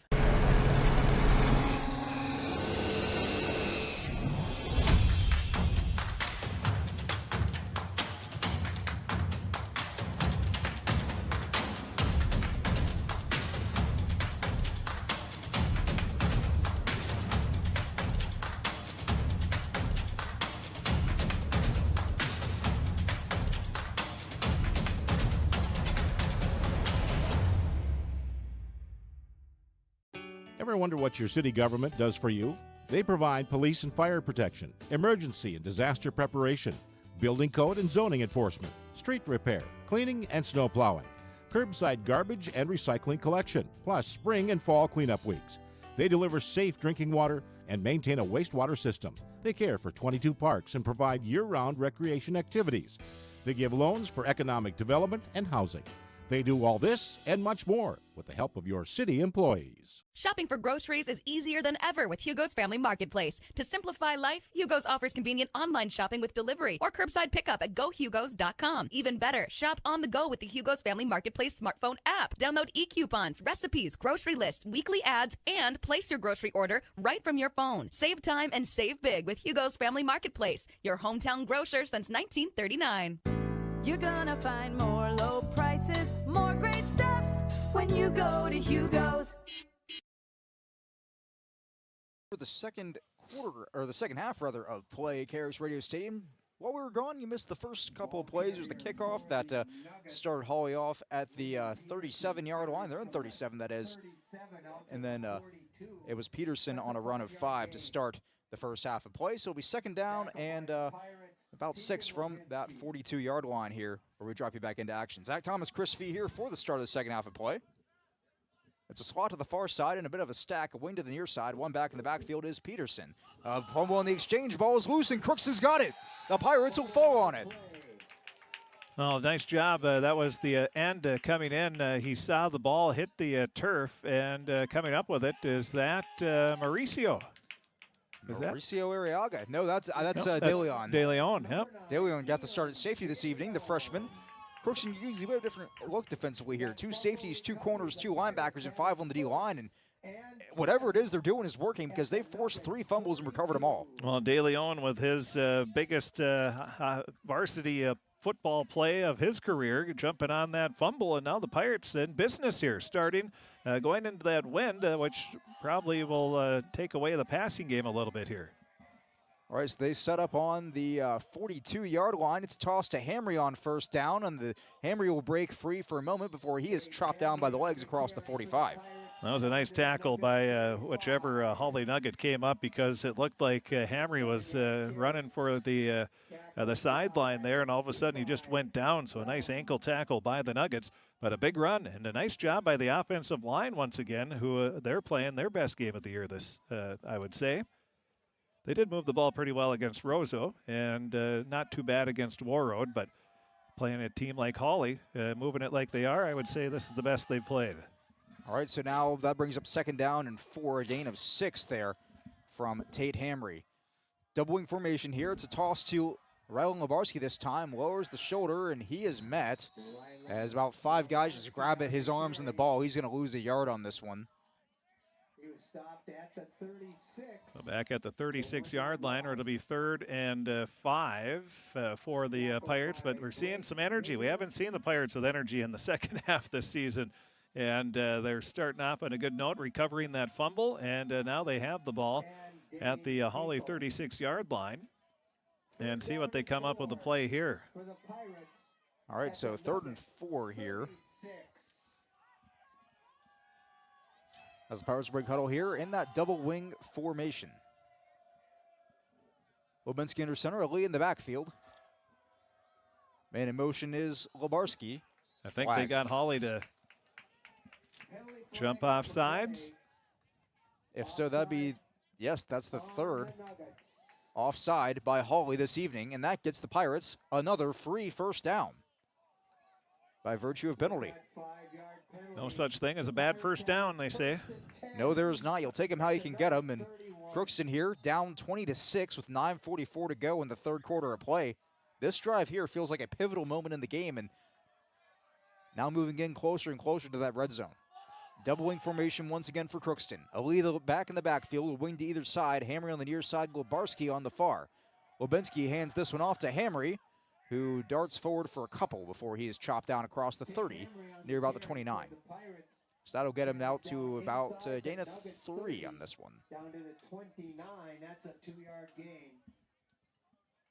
Well, the Pirates creating a pretty decent-sized hole there on the left side, but then great tackle again. Boy, the Nuggets have been very sharp in their tackling all game long, but especially on this series, they've come up with some nice open field tackles. All right, so the run will officially march as a gain of 2 for Hamry. Brings up second down and 8. Crookston trails 20-6, 8:46 to go in the third quarter. Same formation, wing to either side. Lebarski in motion. Lubinski keeps. Lubinski wrapped up by the waist and dropped near the original line of scrimmage. And that'll be a loss of about 3 on the run there. And I was never a running back. I was in neighborhood football without pads, but that's because everybody got to be running back, otherwise there'd be a fight. But that time it just seemed like the running back wasn't as far ahead as you wanted him to be on the pitch. And so there really was no play on that one. So it'll be third down, and it'll be a longer 10. The marker put just behind where the pylon is, or where the down marker is. So on second down for Crookston. One back in the backfield, 2 receivers either side. It's Lee the back. Lubinski throws, he finds a man. That is complete, and breaking a tackle is Hamry. Now chopping through defenders. He gets out to the 15 and a first down. A gain of about 17 on the pass. Yeah, Hamry, again, he's the guy that you want to keep going to because he's your playmaker. They're going to mark it all the way down to the 16-yard line, so that'll be a 13-yard play. Well, 17, I was close. 13 yards in the play there. No less, a first down and a good one there on the catch from Hamry.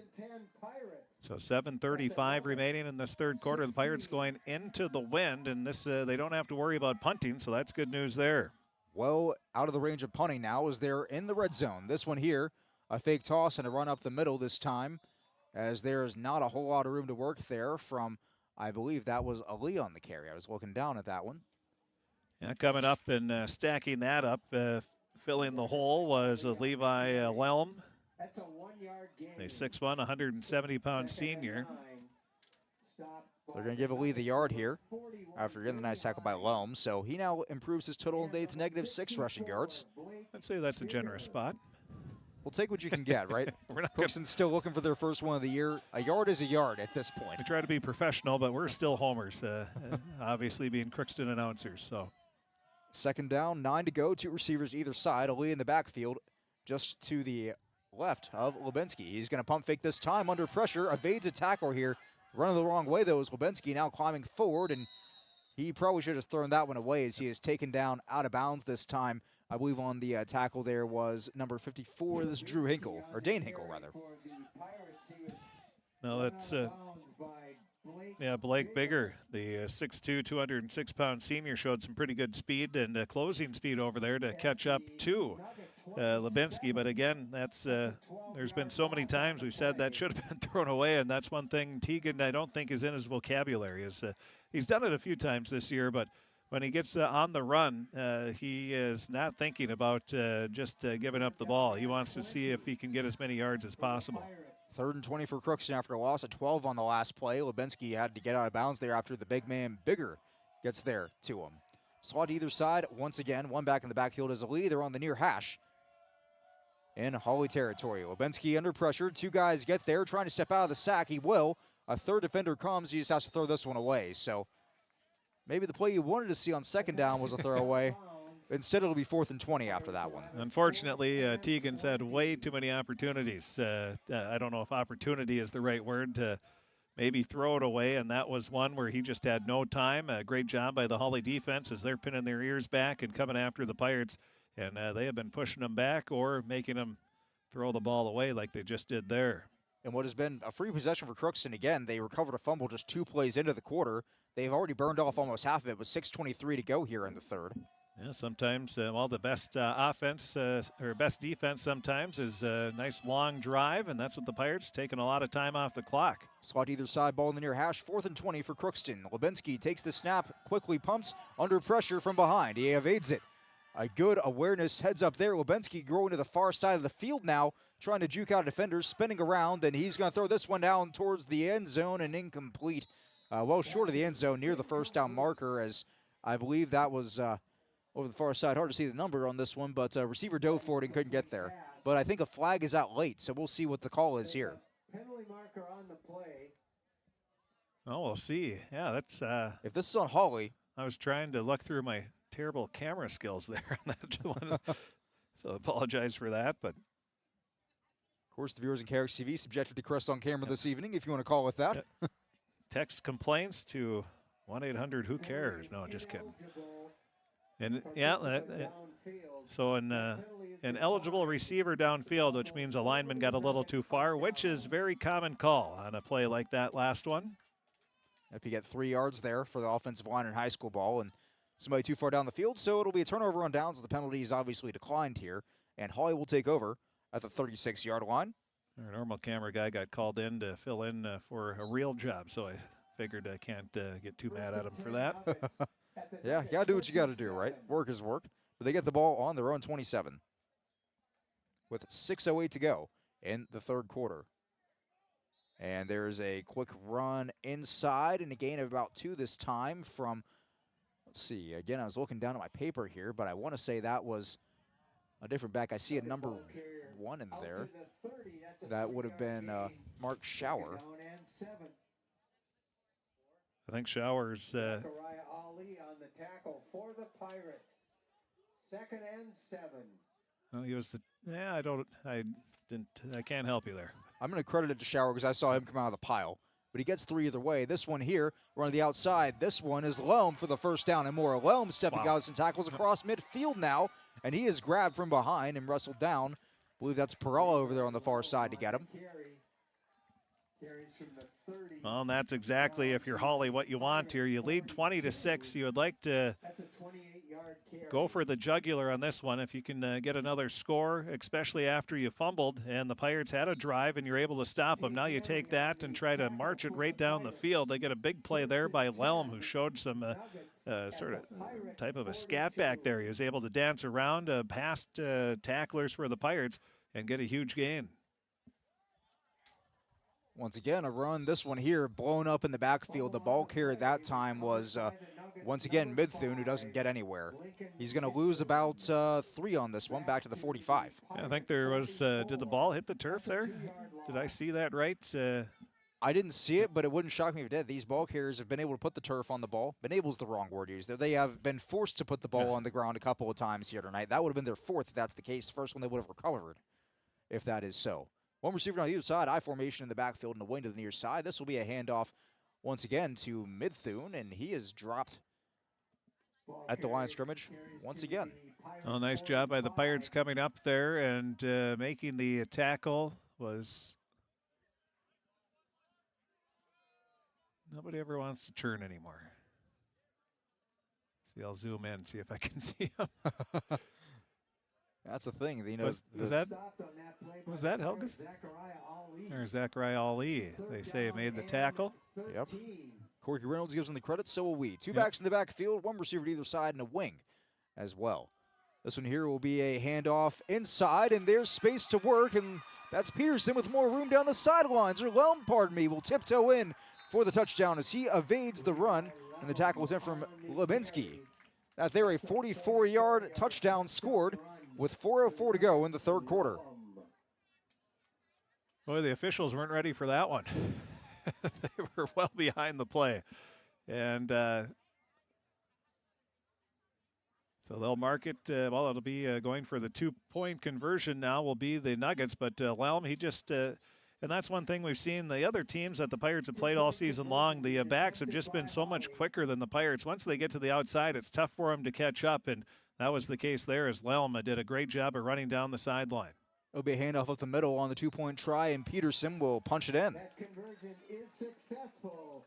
Liam Peterson on the conversion. So that'll extend the lead now to 28-6 in favor of Hawley. 4:04 to go in this third quarter of play. A 2-minute, 4-second drive carries them about 7 plays there to score.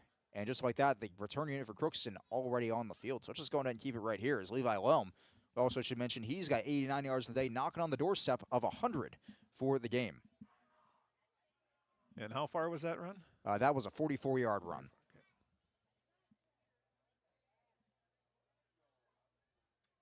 So it'll be the kickoff on the way here. The kicker this evening is going to be number 32, Colton Clagus. Also playing some linebacker tonight in place of the injured Jack Ames. He's been playing the outside linebacker spot as Grady Hines has slid inside. The kick is a end-over-end kick here, and Goes into the end zone. Into the end zone. So a touchback on this one.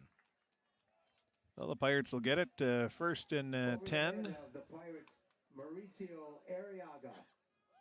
Does that go to the? I believe it's the 20 in high school ball. Well, maybe the 25. We'll see. No, they're at the 30. Cheeking's at the. We haven't seen many kickbacks this year. No, we have not. I haven't seen a kickoff or a touchback since last season, it feels like, at the high school ranks. But the referees go 20 down, and distance they are markers going get back there to as the well. 20. So Why we'll start would they on their bring own it to the 30 first? Maybe somebody can't read. These are brand new Lions. Come on. And we've been to fields with no numbers on them. These here about as blatant as you can get. Yeah. So we double wing set for Crookston as they start on their own 20. 4:04 to go here in the third quarter. As evading some of the tackles there on the run up the middle, I believe was Hamry. Or Labarski, rather. Well, Labarski with a nice hard run gets a gain of about, we'll give him 6 yards on the play there. Maybe even more.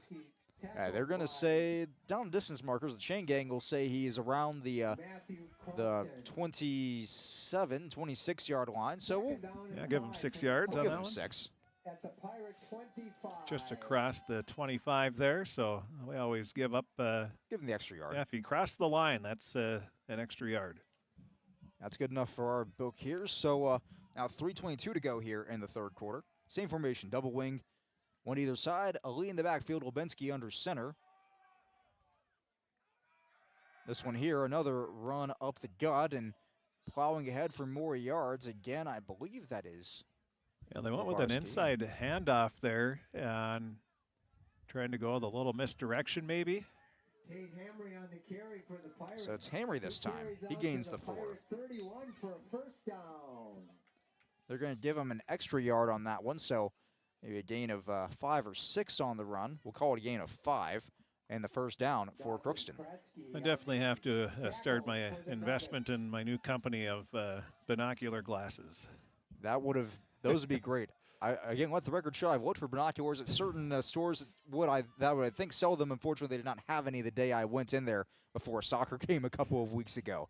No less, first down again. This is a handoff to Labarski on the near side, and Labarski will get down to about the 33 as he's chopped down and dives forward. Well, last night we didn't need him, that's for sure. We were right on the field at Argyle, which is a great setup there. Obviously no track, but then here, people are wondering if it does seem like we're a little farther away. I've had fans mention it. The Crookston has a softball field. If you're from Hawley and watching, or maybe from out of town and don't know, they have a softball diamond put into the turf over to our right side here. And I don't know if you're going to be able to see. I'll try to show you. Yeah, you can see the box there. And I think the window post is in the way that time. On the field, though, it is second down and 6 for Crookston. The same formation here. The double wing set. It'll be Hamry in motion. Takes the toss. It's a bit of a counteraction here as Hamry will get out of a tackle, and he will get across the 35 down to about the 39-yard line here. So let's give him 4 on the carry and 3rd and 2 on the way. But anyway, so they have extra room on the side, so you're not as close as you normally would be. And then they also have the soccer field lines, of course, and East Grand Forks, they don't have theirs as wide, which as a broadcaster we appreciate, but also they have their benches for soccer matches on the track, which Crookston didn't want to do either. So you add the softball diamond. The main reason is the softball diamond because it goes right up to the corner, where the umpire stands in the box there. So that's why you're a little farther away. But softball will be able to play on wet springs here. 3rd and 3.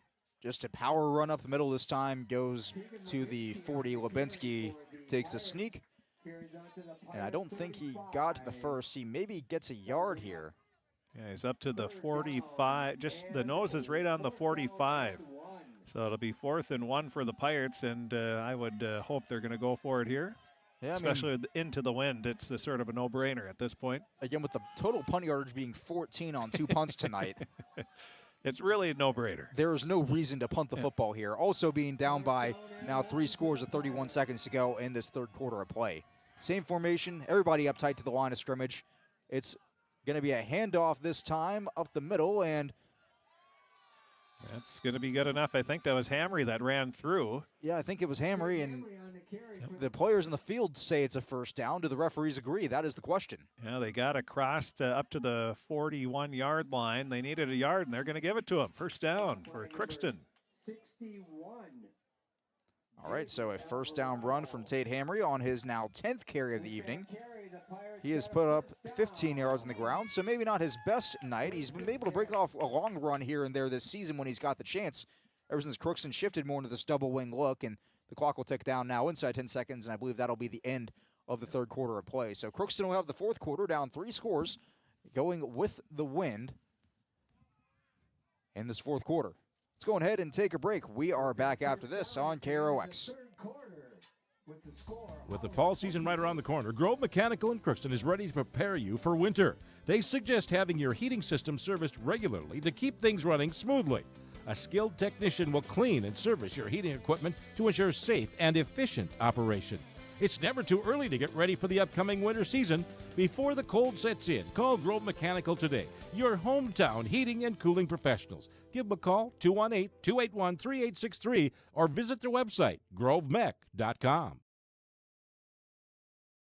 Shopping for groceries is easier than ever with Hugo's Family Marketplace. To simplify life, Hugo's offers convenient online shopping with delivery or curbside pickup at gohugos.com. Even better, shop on the go with the Hugo's Family Marketplace smartphone app. Download e-coupons, recipes, grocery lists, weekly ads, and place your grocery order right from your phone. Save time and save big with Hugo's Family Marketplace, your hometown grocer since 1939. You're gonna find more low prices, more great stuff when you go to Hugo's. There it is. KROX TV joining us now as we have 12 minutes left to go here in this high school football game. Pirates trailing Hawley by a score of 28-6.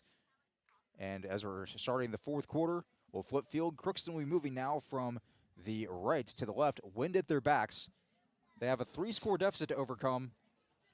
We'll see what Crookston can do here, if they can claw back and get their first win in what has been a very long time for Pirate players and fans alike. Zach Thomas, Chris Fee here as the Pirates will emerge in double wing to start this quarter rather.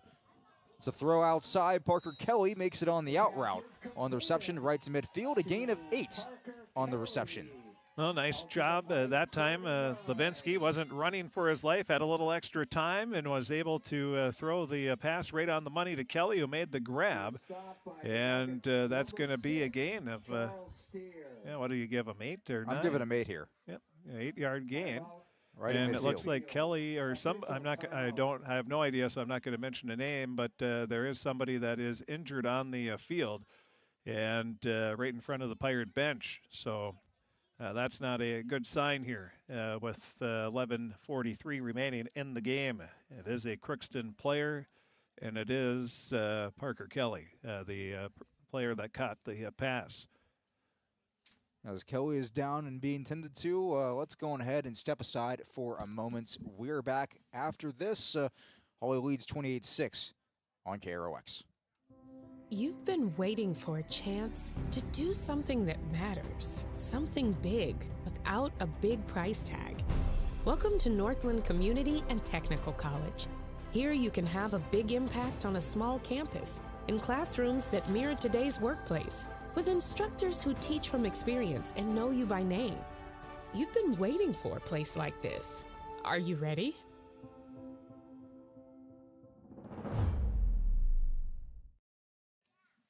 And we're back on KROX and KROX TV, 11:31 and counting to go here in the game. Crookston trails Hawley 28-6. As it was Parker Kelly who was injured on the previous play. He's up and drinking water, stretching out a bit, but appears to be okay. So a good sight here after he caught one for 8 yards on first down. Pirates have it 2nd and 2. Levinsky tosses to Labarski, who came in motion that time, and he is dropped for a loss. He's going to lose a yard on this one.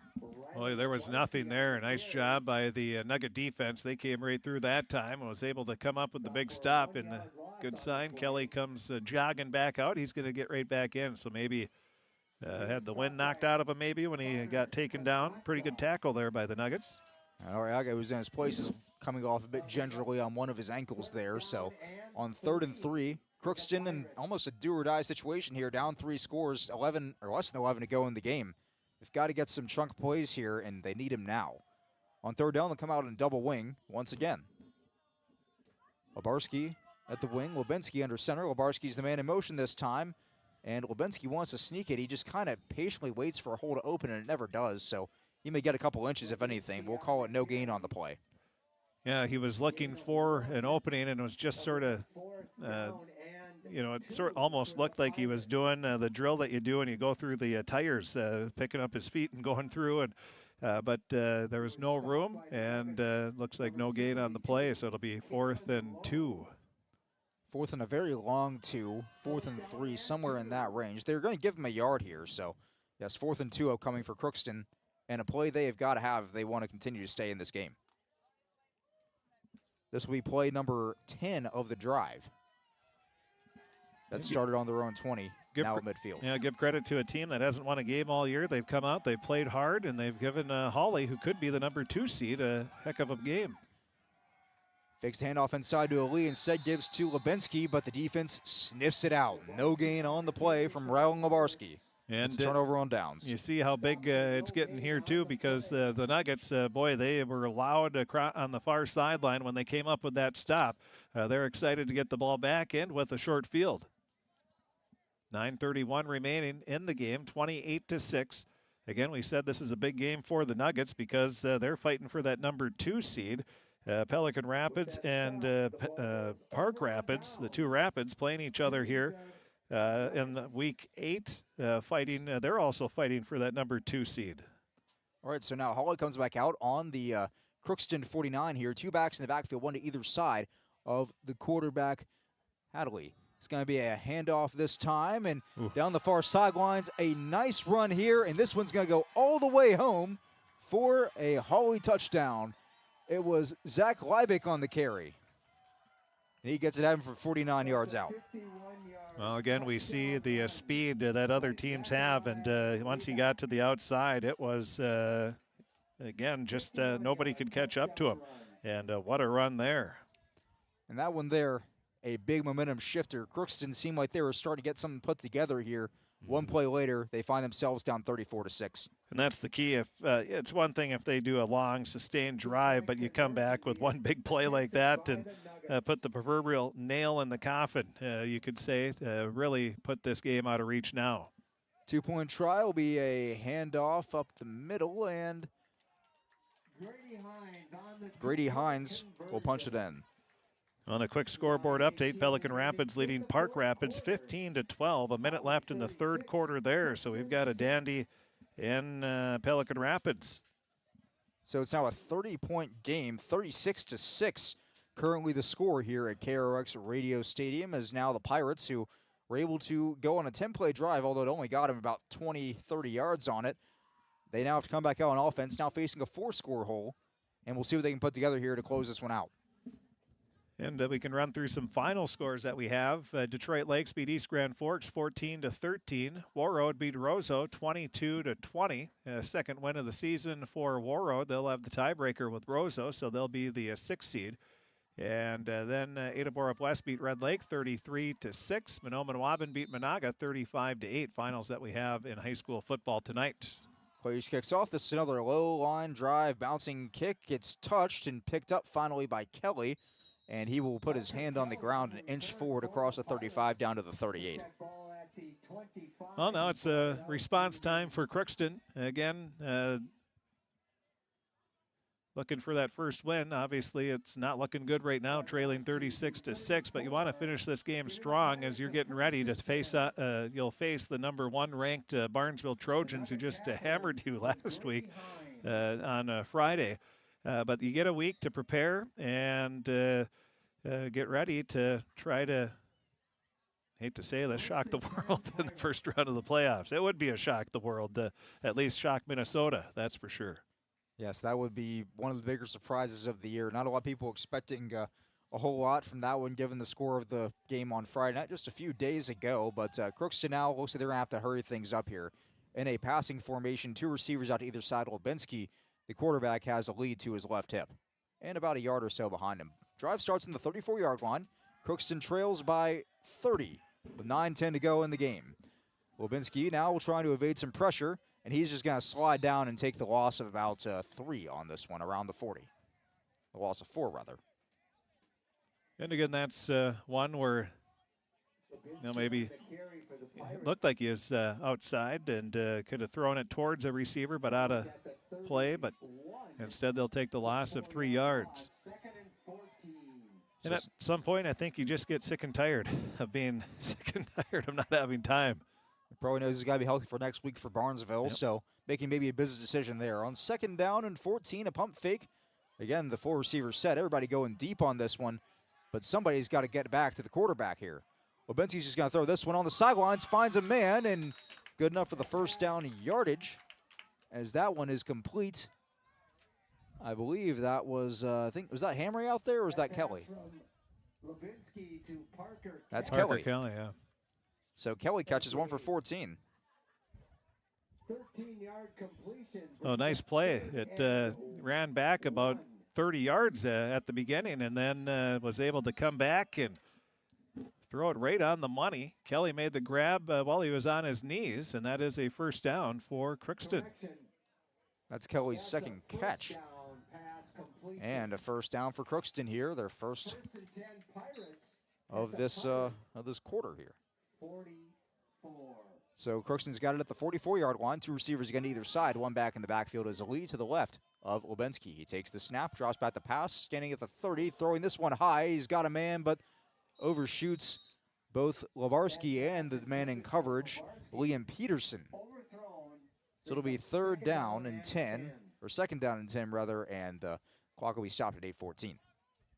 Well, we see Hamry down on the sidelines. He's talking with Dr. Luke Biermeyer. I think they're just having maybe a chat about things, but I think that he might be done for the day. It's now 2nd down and 10. You had 2 receivers either side. Ali in the backfield to the left of Lubensky. Lubensky will take the snap, drop back to pass, pump fakes once, throws now on the far side. Again, overthrows as intended receiver Kelly. The closest one to it was one of the defenders back there. I believe that was, once again, going to be, let's see, that was Lincoln Midthune back there. So we're up now 3rd down and 10, 8:08 to go. This will be play number 5 on the drive. Pirates show the same formation once again. 2 receivers either side as they're trying to get out of a 30-point hole. Ball's on the turf. Lubensky just going to have to fall on this one. And the bad thing with the incomplete passes that they've had, that stops the clock. It doesn't keep going. So now you're going to have 4th and long. You're probably going to have to punt in this situation. And the Nuggets should have some pretty good field position. They lose 7 on that one with the drop snap. And, well, Crookston, you'd think, would have to punt it here. Nope. But they're going to keep the offense out there. Same formation, 2 receivers either side. Ball in the far hash, Ali in the backfield. Lubensky takes a snap, drops back the pass. Under pressure from his back, and he will go down at the 30-yard line. A sack and a loss of about 8 yards on that one, near the 30-yard line, and that is where Hawley will take over. Well, that's again, we've harped on it quite a bit here, but that's one where you just at that point throw it away, or at least try to make a play, because like you have a punt if anything else, and throw it down the field. So 7:28 to go in the game. It is Hawley leading 36-6 over Crookston. And they will get the ball once again in great field position at the 30. 2 backs in the backfield this time for Hawley, 1 receiver to either side, and a man on the wing as well. This will be a handoff once again to Zach Lieback, who will get out to about the 26 and a gain of 4. So now you can expect the Nuggets just to keep it on the ground, as they're going to try to take as much time off the clock as possible in between each play and try to wear this down. It can't go fast enough if you're the Hawley Nuggets, that's for sure. 7 minutes and counting to go here in this game. Yeah, Lucas Helgeson in on the tackle for the Pirates. Barnesville leading Frazee 30-12 now. 9 minutes left in the game there. That escalated quickly. It's a tie game earlier, right? It was. 6-6. So it was 6:40 to go here in this game. It's second down now for Hawley, 2nd and 8. This will be a handoff once again to Lelm. Lelm gets outside across the 10 now. First down and more. Is he out of bounds or is he in the end zone? We'll see what the officials say. It is a touchdown for Hawley. Levi Lelm from 25 yards away will extend the lead to 42-6. Levi Lelm. Lelm on a 28-yard touchdown run. So Lelm, again, every time Hawley's been able to get to the outside, they're able to just beat the Pirates down the field. And Lelm showed tremendous speed, and Hawley's, they're just chock full of athletes across the board, whether it's linemen, quarterbacks, backs, and they've showed their tremendous speed throughout this game. So 6:25 to go. It's 42-6 in favor of Hawley. They will throw for the 2-point try. This one is caught by Peterson, and the 2-point is good. To number 24. So that makes it now 44-6 with 6:25 to go. Speaking of escalating quickly, this game, it felt like was 28-6 just moments ago, but now 3 touchdowns on the night from Levi Lelm, and Hawley is just starting to put things together, getting that second gear to close this game out. Well, you give a team like Hawley a short field, they're going to take advantage of it, and that's what they've done here in this second half. No doubt about that, especially in the fourth quarter. That drive was 2 plays, took about 1 minute and 3 seconds off the clock. So now Hawley will kick off once again as the leg of their kicker, Klages, has got to be getting tired now as he puts the ball on the X at the 40. And the Crookston return unit comes onto the field. The energy on the sideline appears to have decreased quite a bit, as Crookston was able to make some plays in the first half. In the second, and really in this quarter, things start to snowball. Another low line drive, bouncing kick, and it goes past the first wave, and it's picked up by one of the Pirates at the 30-yard line. Couldn't see who fell on. There were 2 or 3 people diving for it. And let's see. Yeah, we're up to running time now. Yep, the clock now running as it is a 35-point game, I believe is the number they start running clock. At 44-6, we're right around that number. So we're now inside of 6 minutes to go, and we'll see if Crookston's content with just staying healthy in this one, or if they want to continue to try to force the issue here. Either way, the clock will tick on unless there is a penalty, unless there is points, or unless there is an injury of some sort. Yeah, they call it the pips. Yep, the pips. So there is a toss out to Ali in the flat, who was dropped for a loss of about 2 on the reception, maybe 3. Well, the Hawley defense looks quite a bit stronger here in the second half, and maybe it's just the Pirates maybe getting worn down a little bit or what have you, but they have really come out strong here and come up with some big stops in this fourth quarter. Ali's catch there will go officially for a loss of a yard, so it'll be second down and 11 to go. And for Nugget fans that are watching or listening, we'll try to keep you updated on that. I know you're keeping an ear open for that Pelican Rapids Park Rapids game with 9 minutes left in the game. It's 15-12. Pelican Rapids still leading. Second and 11, 4:50 to go in the game. Ball on the Pirate 29. There's a man in motion and a toss inside, but not really a whole lot going there, as Hamry will lose a yard on that run. Hamry just taking a breather on defense, I guess. I'll let the junior play out. Of course, Hamry, one of the playmakers on the team, one of the few names that we call quite a bit, who's going to be returning next season for Crookston. So I'm sure they're very happy to have him back as one of the cornerstones for next year's squad. As it'll be 3rd and 11 officially, no gain on the run. Hamry's carried now 11 times in this one, only 15 yards on the day. I think that might have been Kelly. Regardless, it'll be 3rd and 11. Lubinsky will pass this time. Under pressure, throws away out of bounds near midfield. And the clock continues to roll now inside of 4 minutes. Yeah, that was Kelly on the reception. All right, so we'll change that here on the stats real quick.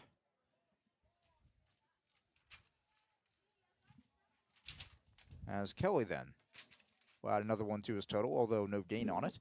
It'll be 4th down and 11 here, 29 or the 29-yard line is where the ball is spotted. 3:35 to go. I was going to say 29 to go doesn't sound right. So that's not even the clock. That's on the scoreboard somewhere else. 44-6, though, is your score here. Hawley still with the lead over Crookston, as this fourth quarter has been good to these Nuggets. Slot formation either side. One back in the backfield is Lee. Lubinski takes the snap. Will drop back to pass. Under pressure immediately. Has flushed out of the pocket. Throwing back across the body over the middle. This one nearly intercepted, but batted down. As a nice defensive play is made there by Charles Steer, the defensive back, checking again. And Midthun was also in there, and good coverage by the Hawley Nuggets on that passing play as the clock continues to wind down. All right, so the next drive will start with 3:04 to go in the game for Hawley. And they'll get it once again in great field position on the Crookston 29. And at this point, the goal for the Nuggets is just to try to take as much time off the clock as possible, leading 44-6. Slot to the near side, and this one will be a keeper for the quarterback, Hadley. No, Hadley handed it off there.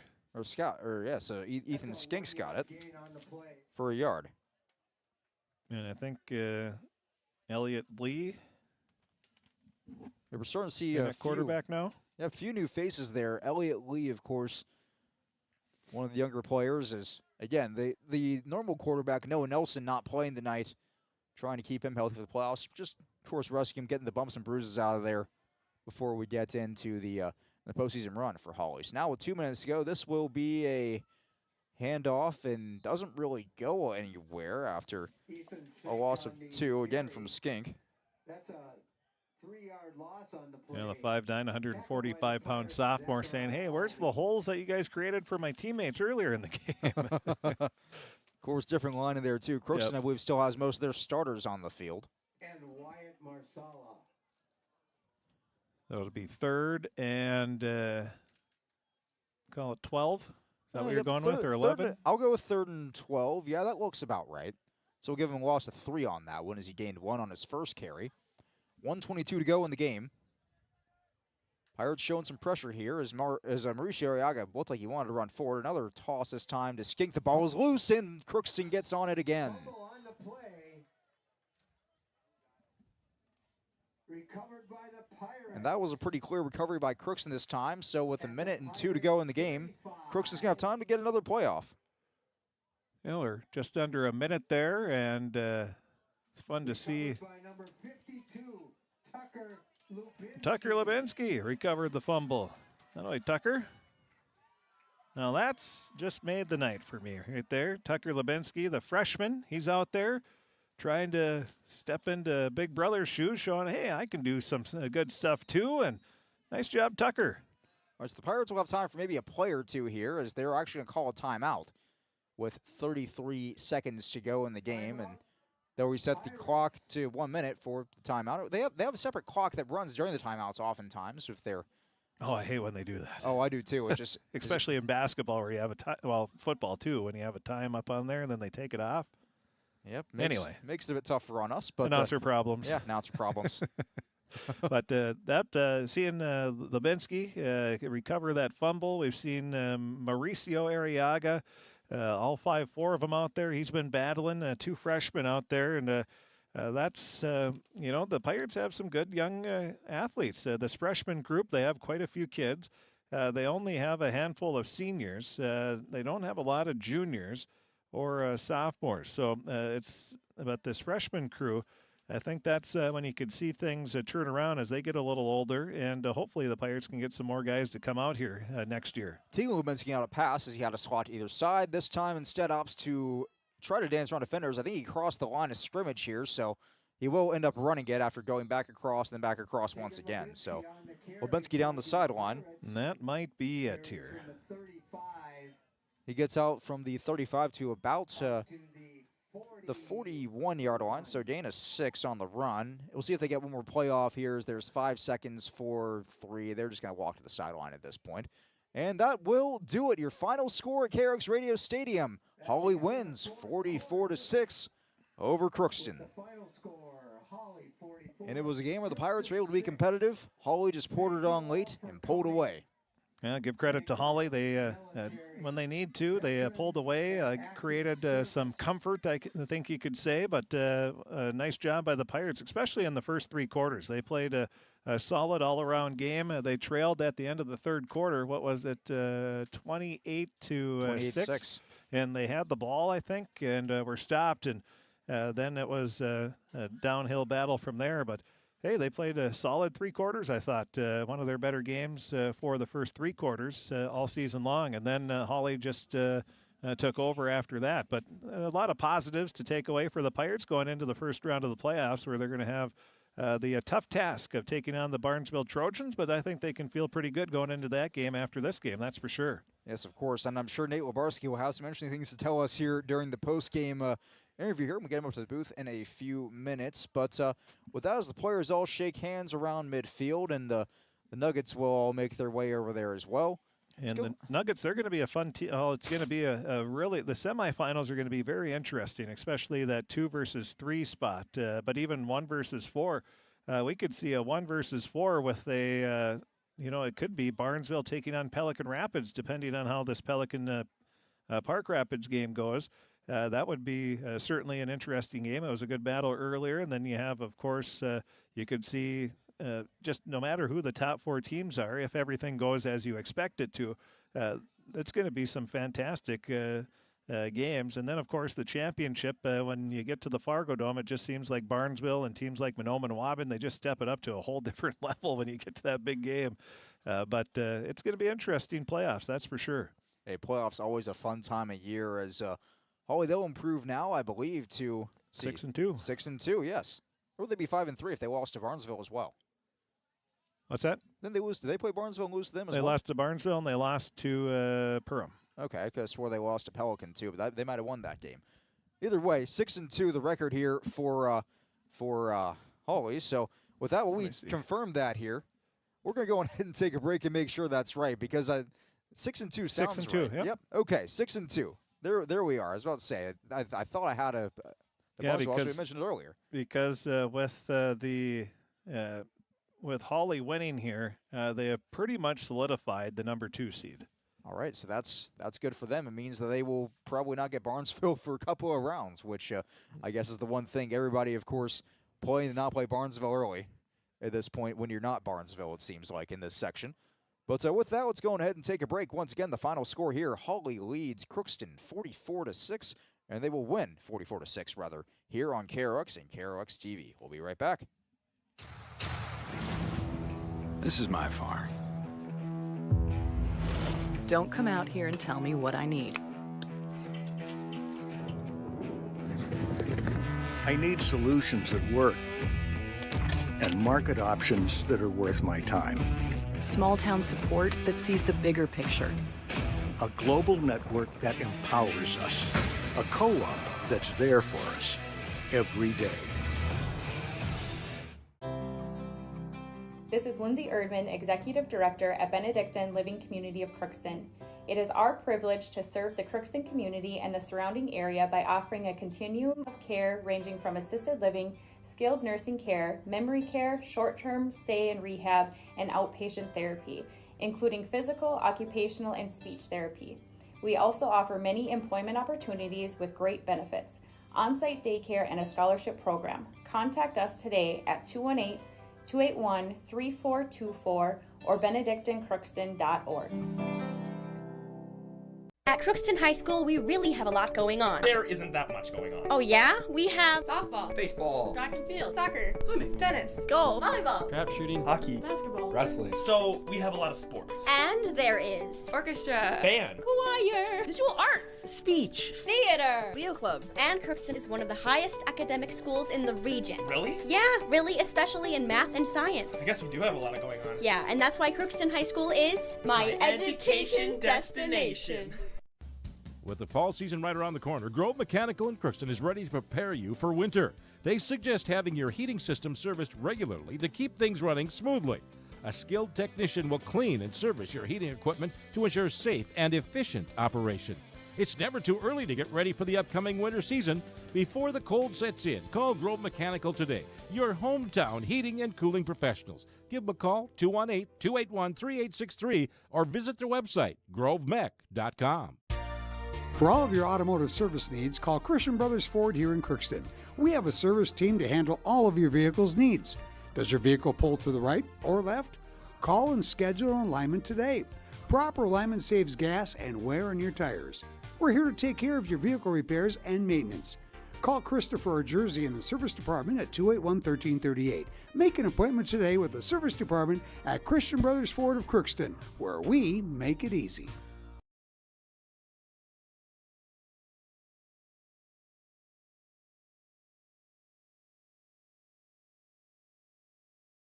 Ever wonder what your city government does for you? They provide police and fire protection, emergency and disaster preparation, building code and zoning enforcement, street repair, cleaning and snow plowing, curbside garbage and recycling collection, plus spring and fall cleanup weeks. They deliver safe drinking water and maintain a wastewater system. They care for 22 parks and provide year-round recreation activities. They give loans for economic development and housing. They do all this and much more with the help of your city employees.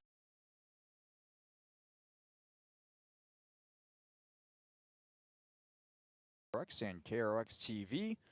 Final score once again, 44-6 in favor of Hawley over Crookston. Zach Thomas, Chris V here. Post-game, a lot of players, a lot of families on the field here, at least from the Hawley side. Crookston on the far side, they're huddled up in the end zone. We're tallying up the final stats right now, and we can tell you right now, Hawley had a total of 330 total yards in the game. They were all on the ground. As for Crookston, they ran for 73 yards. They passed for 94. That gives them 167, I believe, on the evening in total.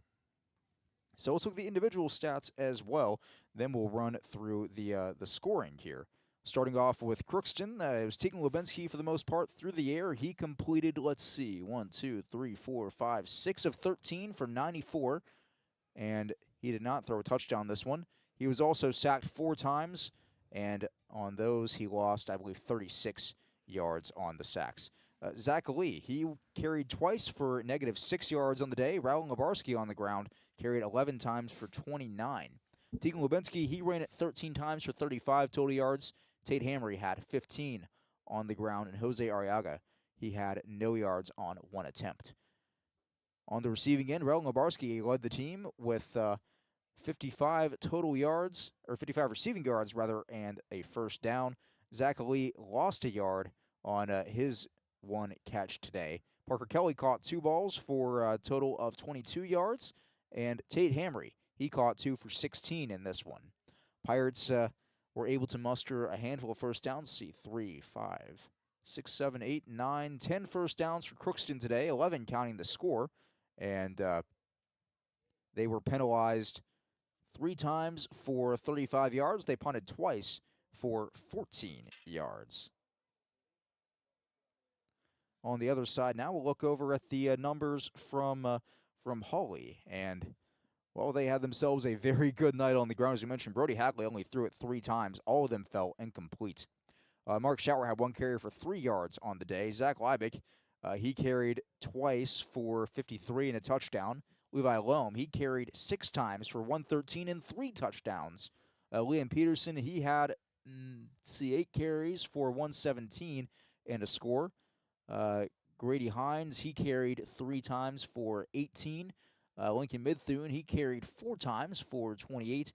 And it was the freshman Loam there who, that's not right, it was Skink who carried it for Ethan Skink. For 2 times, he lost 2 yards total on those 2 carries. There were 3 penalties called in Hawley, all offsides, all of the 5-yard variety, so 15 yards total in penalties for them. As far as first downs, they were able to get, 4, 5, 6, 7, 8, 9, 10 first downs for Hawley as well. So first downs were even, just more big plays on the night from Hawley, whereas Crookston was able to stay in drives, just not able to get a lot of yardage at times in this game. As far as the scoring goes in this one, We'll start all the way back in the first quarter. It was Hawley to strike first. They scored on a Liam Loam 4-yard touchdown run. 2-point run was no good on that one. That was a 2:41 to go in the first quarter. Then it was once again going to be another run from Hawley. This one from Lincoln Midthune to make it 12-0 from 26 yards away. That was scored with 1:23 in the first. 12-0 would have been the score off after that one, as the 2-point try was no good on the run. Let's see. After that, it would have been Crookston. They scored late in the first, about a minute to go in the first quarter of play, and it was, let's see, Rylan Lebarski running it from 9 yards out after a 50-yard catch on the play prior. The rush from Zach Lee was no good on the 2-point try.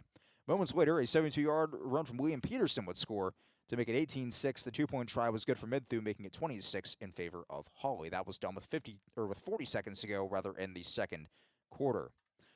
In the third quarter of play, let's see, Crookston was able to force a turnover there, but it was once again Lelm to score. His second touchdown of the night came from 44 yards away with 4:04 to go in the third quarter. The 2-point try was good from Peterson on a run this time around. The fourth quarter would see 2 more touchdowns. Lieback would score one from 49 yards away to make it 36-6 with 9:18 to go in the fourth quarter. The 2-point try was good.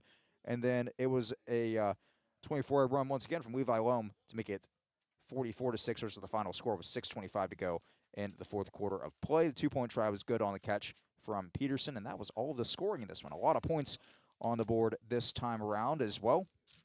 Just like that, we're sitting down with Pirates head football coach Nate Lebarski. Is coach going to have you grab the headset here? Thanks for taking the time this evening. So, well, Coach, I think it's safe to say this is one of the better games you guys have played this season.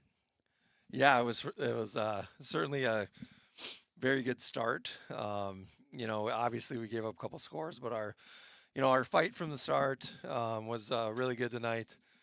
Yeah, obviously it was the best first half we played for sure.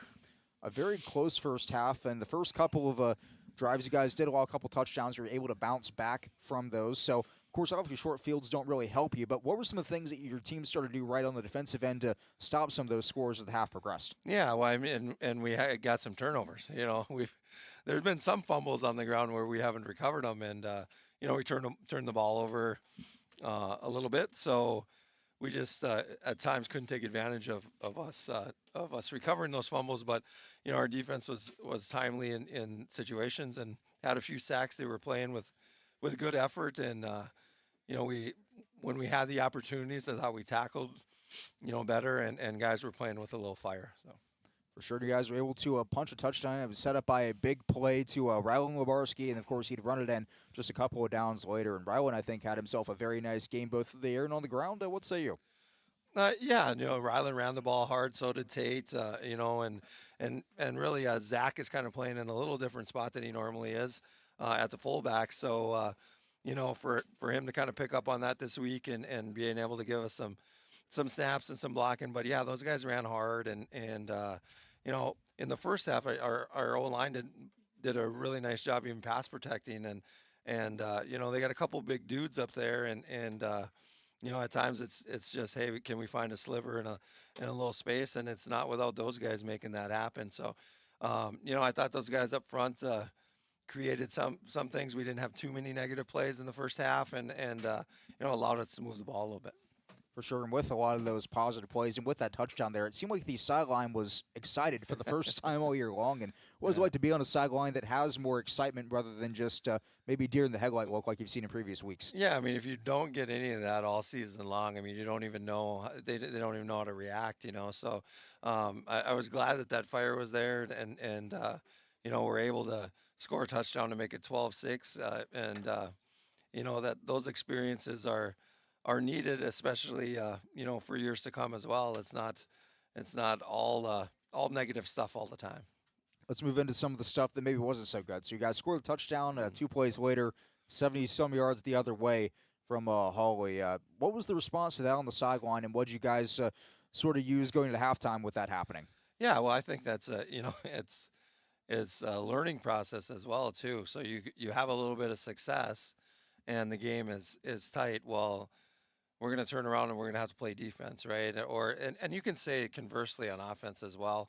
Those times happen, but we need to figure out, and when we have success, how do we ourselves respond and get ready to play in the next series, right? Or even if we get scored on, how do we respond offensively the other way, right? And we didn't do a very good job there, obviously, because we have momentum swing in our favor, but doesn't last very long. 2 plays later, they're in the end zone. So, that's a learning process as well, and that can be tough. But we went into halftime and certainly most definitely in the football game, and excited how we played in the first half. What was the conversation at halftime? Yeah, keep going. We're going to come out here on defense now, and in the second half, and we need to, we need to have a stop. We need to get the ball to our offense, and quite honestly, we did that. And there's a turnover, I believe, right after halftime. Maybe I'm second play after. Yeah, and so do we turn it over to our offense, and now, we struggle a little bit on offense, and maybe it's should stay with this or stay with that, and try to grind it out a little bit, and at times I think we did, and there was maybe just the one big play that set us, back behind the sticks a little bit, and it's hard for us to recover from that. But all in all, I mean, our effort tonight was for me, it was really, really good. Yeah, so moving into the end of the game, the fourth quarter, again, things don't swing your way in that one. Of course, Hawley goes in, they score a couple of times in the fourth quarter of play here. But what did you see from your defense late in the game, and how did they handle the late game situation when it was close and things maybe started to go against you guys? Yeah, I think they probably scored on the same play about 4 times, and we just, we struggled defending it, and we had guys, getting out of position, and one of them was a nice play by their running back. There's nothing there, and we probably got upfield a little bit too far, and then he was able to bump it to the outside, which I don't think it was where it was supposed to be run originally, which he made a nice play, nice cut, and then all of a sudden we don't have anybody on that side of the field. So, we struggled there with about 1 or 2 plays that they had, and like I said, they have big guys up front. I think that's what makes Hawley a little different than what they have been in the last couple of years. Is those guys up front are moving people, they're getting off the ball, and they're hard to handle. So yeah, I mean, it's a couple plays here and a couple plays there, and then you look up at the scoreboard and it is what it is. And obviously, a couple minutes removed from the game here. Haven't seen the film yet because it's probably just now being developed. But what are some things you want to take from this one and build on, and what are some things maybe that you're trying to improve heading into Barnesville next week? Well, I think the things to build on is that we can make plays. I mean, we can do things. And the whole key, obviously, to football is that all 11 people have to be doing, the right things to make a play successful. And we just, at times tonight, we were able to stack those together and go on some drives, and we were doing some good things. And it's just when you look at that, the football game is it's a long time to be able to do that with all 11 guys doing the right thing. So I think we can build on that because that's things that we can certainly accomplish together. It's just that we need to be consistent, and we can't have, plays where we're giving up, big chunk yardage plays, because it's hard for us to have those big chunk yardage plays. We're more going to need to grind it out and control the clock and move the ball. And at times, we'll get a throw here and there. But for us to respond, where somebody's put up 2 or 3 touchdowns on the board and to claw back in a game is difficult. Now, if it gets more than that, it becomes really tough. For sure. So, of course, can't go without tonight being senior night without asking about your seniors. Just how are those guys, and what have they meant to this team for the last couple of years? Yeah, quite honestly, I mean, there's certainly tears that after the game. It's here. It's probably in the fall, their senior year. It's one of their first final things of doing something, right? So I mean, they're going to be obviously in winter sports and spring sports and concerts and all kinds of things, but this is one of those first lasts, and it's your last home game, and so yeah, I mean that's hard when the reflection comes really quick, and hopefully they can sit back and look at their time here as being great, because quite honestly, those guys have been leaders, and they have been consistent, and something that we need to model the rest of our players after. And that's probably the best compliment I can give them, is that they've always done the things that we ask them to do, and they've always done the things necessary to make themselves better players. So I don't know that you can say much better about a young man or a young woman than that. So. All right, Coach, one more for you. How's the health right now? Oh, well, we, Tate got dinged up a little bit tonight, and Jose was battling an ankle, and so, he was, he was out there playing on it and trying to move around on it. So, as far as those two, not sure we're going to have to check those out. The rest of us, came out fairly healthy. Obviously, we got bumps and bruises, but, we'll get through those. All right, Coach, anything else? No. No, yeah, I mean, we had some young players playing. I hear Chris asking about, Tucker Levinsky's fumble recovery, and quite honestly, those guys, those young guys, get in there and play, and Tucker coming out for football this year has been awesome. I mean, it's been awesome for us, and I think it's been awesome for him, and for him to be able to do that at the end of a game and kind of maybe help propel himself into the winter and winter workouts and all those things for the years to come is a great thing. For sure, Coach. Well, of course, thanks for the time. Of course, result maybe not what you guys wanted to have tonight, but going into the playoffs, a lot of things to build and a lot of good here this evening. Yep, thanks a lot, Zach. Yes, of course. Once again, it's Pirate head coach Nate Lebarski here on our post-game show here on KROX. And with that, well, let's see. I think we just have one more item here to run with, and that will be our Draft Sports Bar and Grill scoreboard update.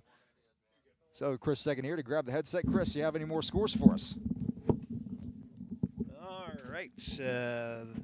Coach Lebarski said he was running some scouts here, and his knee is killing him. I said, you're getting old. So he was out there giving it the old college try, the former UND football player.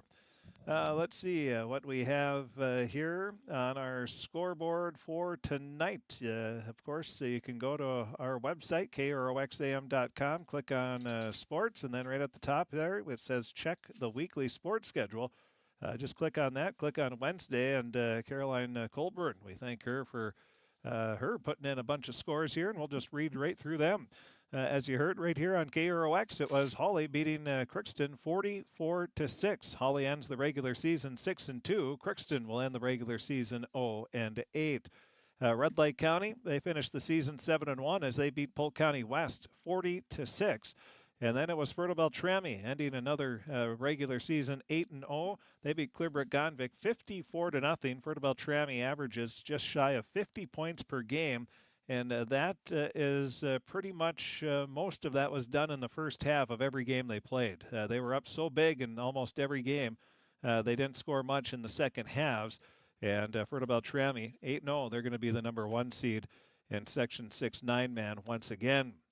The 3-time defending champs. Detroit Lakes, they beat East Grand Forks 14-13. The Green Wave end the season regular season 3-5.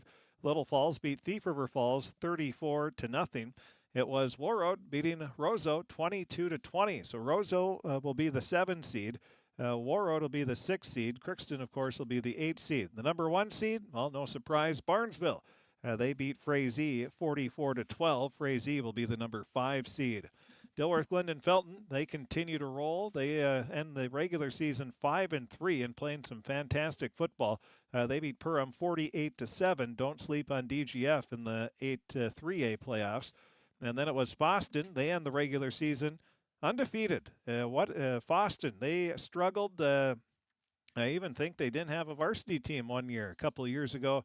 Now they bounce back and they go 8-0. And they will be the number 2 seed in Section 6 9-man. They beat Norman County Eastfield and Hitterdall 34-0.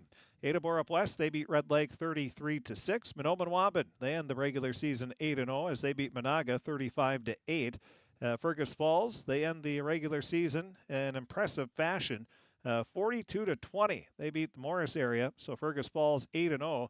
Morris suffers their first loss of the season, so Fergus Falls will be the number 1 seed in the 8-3A playoffs. Then Bemidji, they continue to roll. They end the regular season 6-2. They beat Waconia 20-0. Nevis, they beat Verndale 32-6. Nevis ends the regular season 8-0. So those are some of the scores, and updating you on the Pelican Rapids and Park Rapids game. And we can tell you that game right now is, let's see, final 15-12. Pelican Rapids, they beat Park Rapids. So that is going to be interesting. Looks like Hawley will be the 2 seed, Pelican probably the 3, and Park Rapids the 4. But again, we won't know that for sure until all the tiebreaker criteria has gone through, and we'll find that out, I believe, should be sometime tomorrow when we get all the football information passed along. So those are some scores from tonight. The Minnesota Timberwolves, they were taking on Chicago in preseason play, and that game finishes with a 125-123 victory for the Bulls. And in the WNBA, it was the Liberty on an Iascu, a three-pointer from way downtown, 80-77. They beat the Lynx, and New York takes a 2-1 lead as they knock off the Lynx at Target Center, a place in the playoffs. The Lynx don't lose very often, but a three-pointer with 1 second left give the Liberty the W. So there you go. And that is about it on our scoreboard. All right, of course, Draft Sports Bar Grill Scoreboard Update brought to you by Chris Fee this evening. Chris, thanks for checking up with the scores all evening long, and I believe that's about all we have for you this evening as far as our post-game coverage goes. But this has been Pirate Football and KRX. For Chris Fee, my name is Zach Thomas. We're going to go ahead and sign off. Have a great day, everybody. We'll see you next time.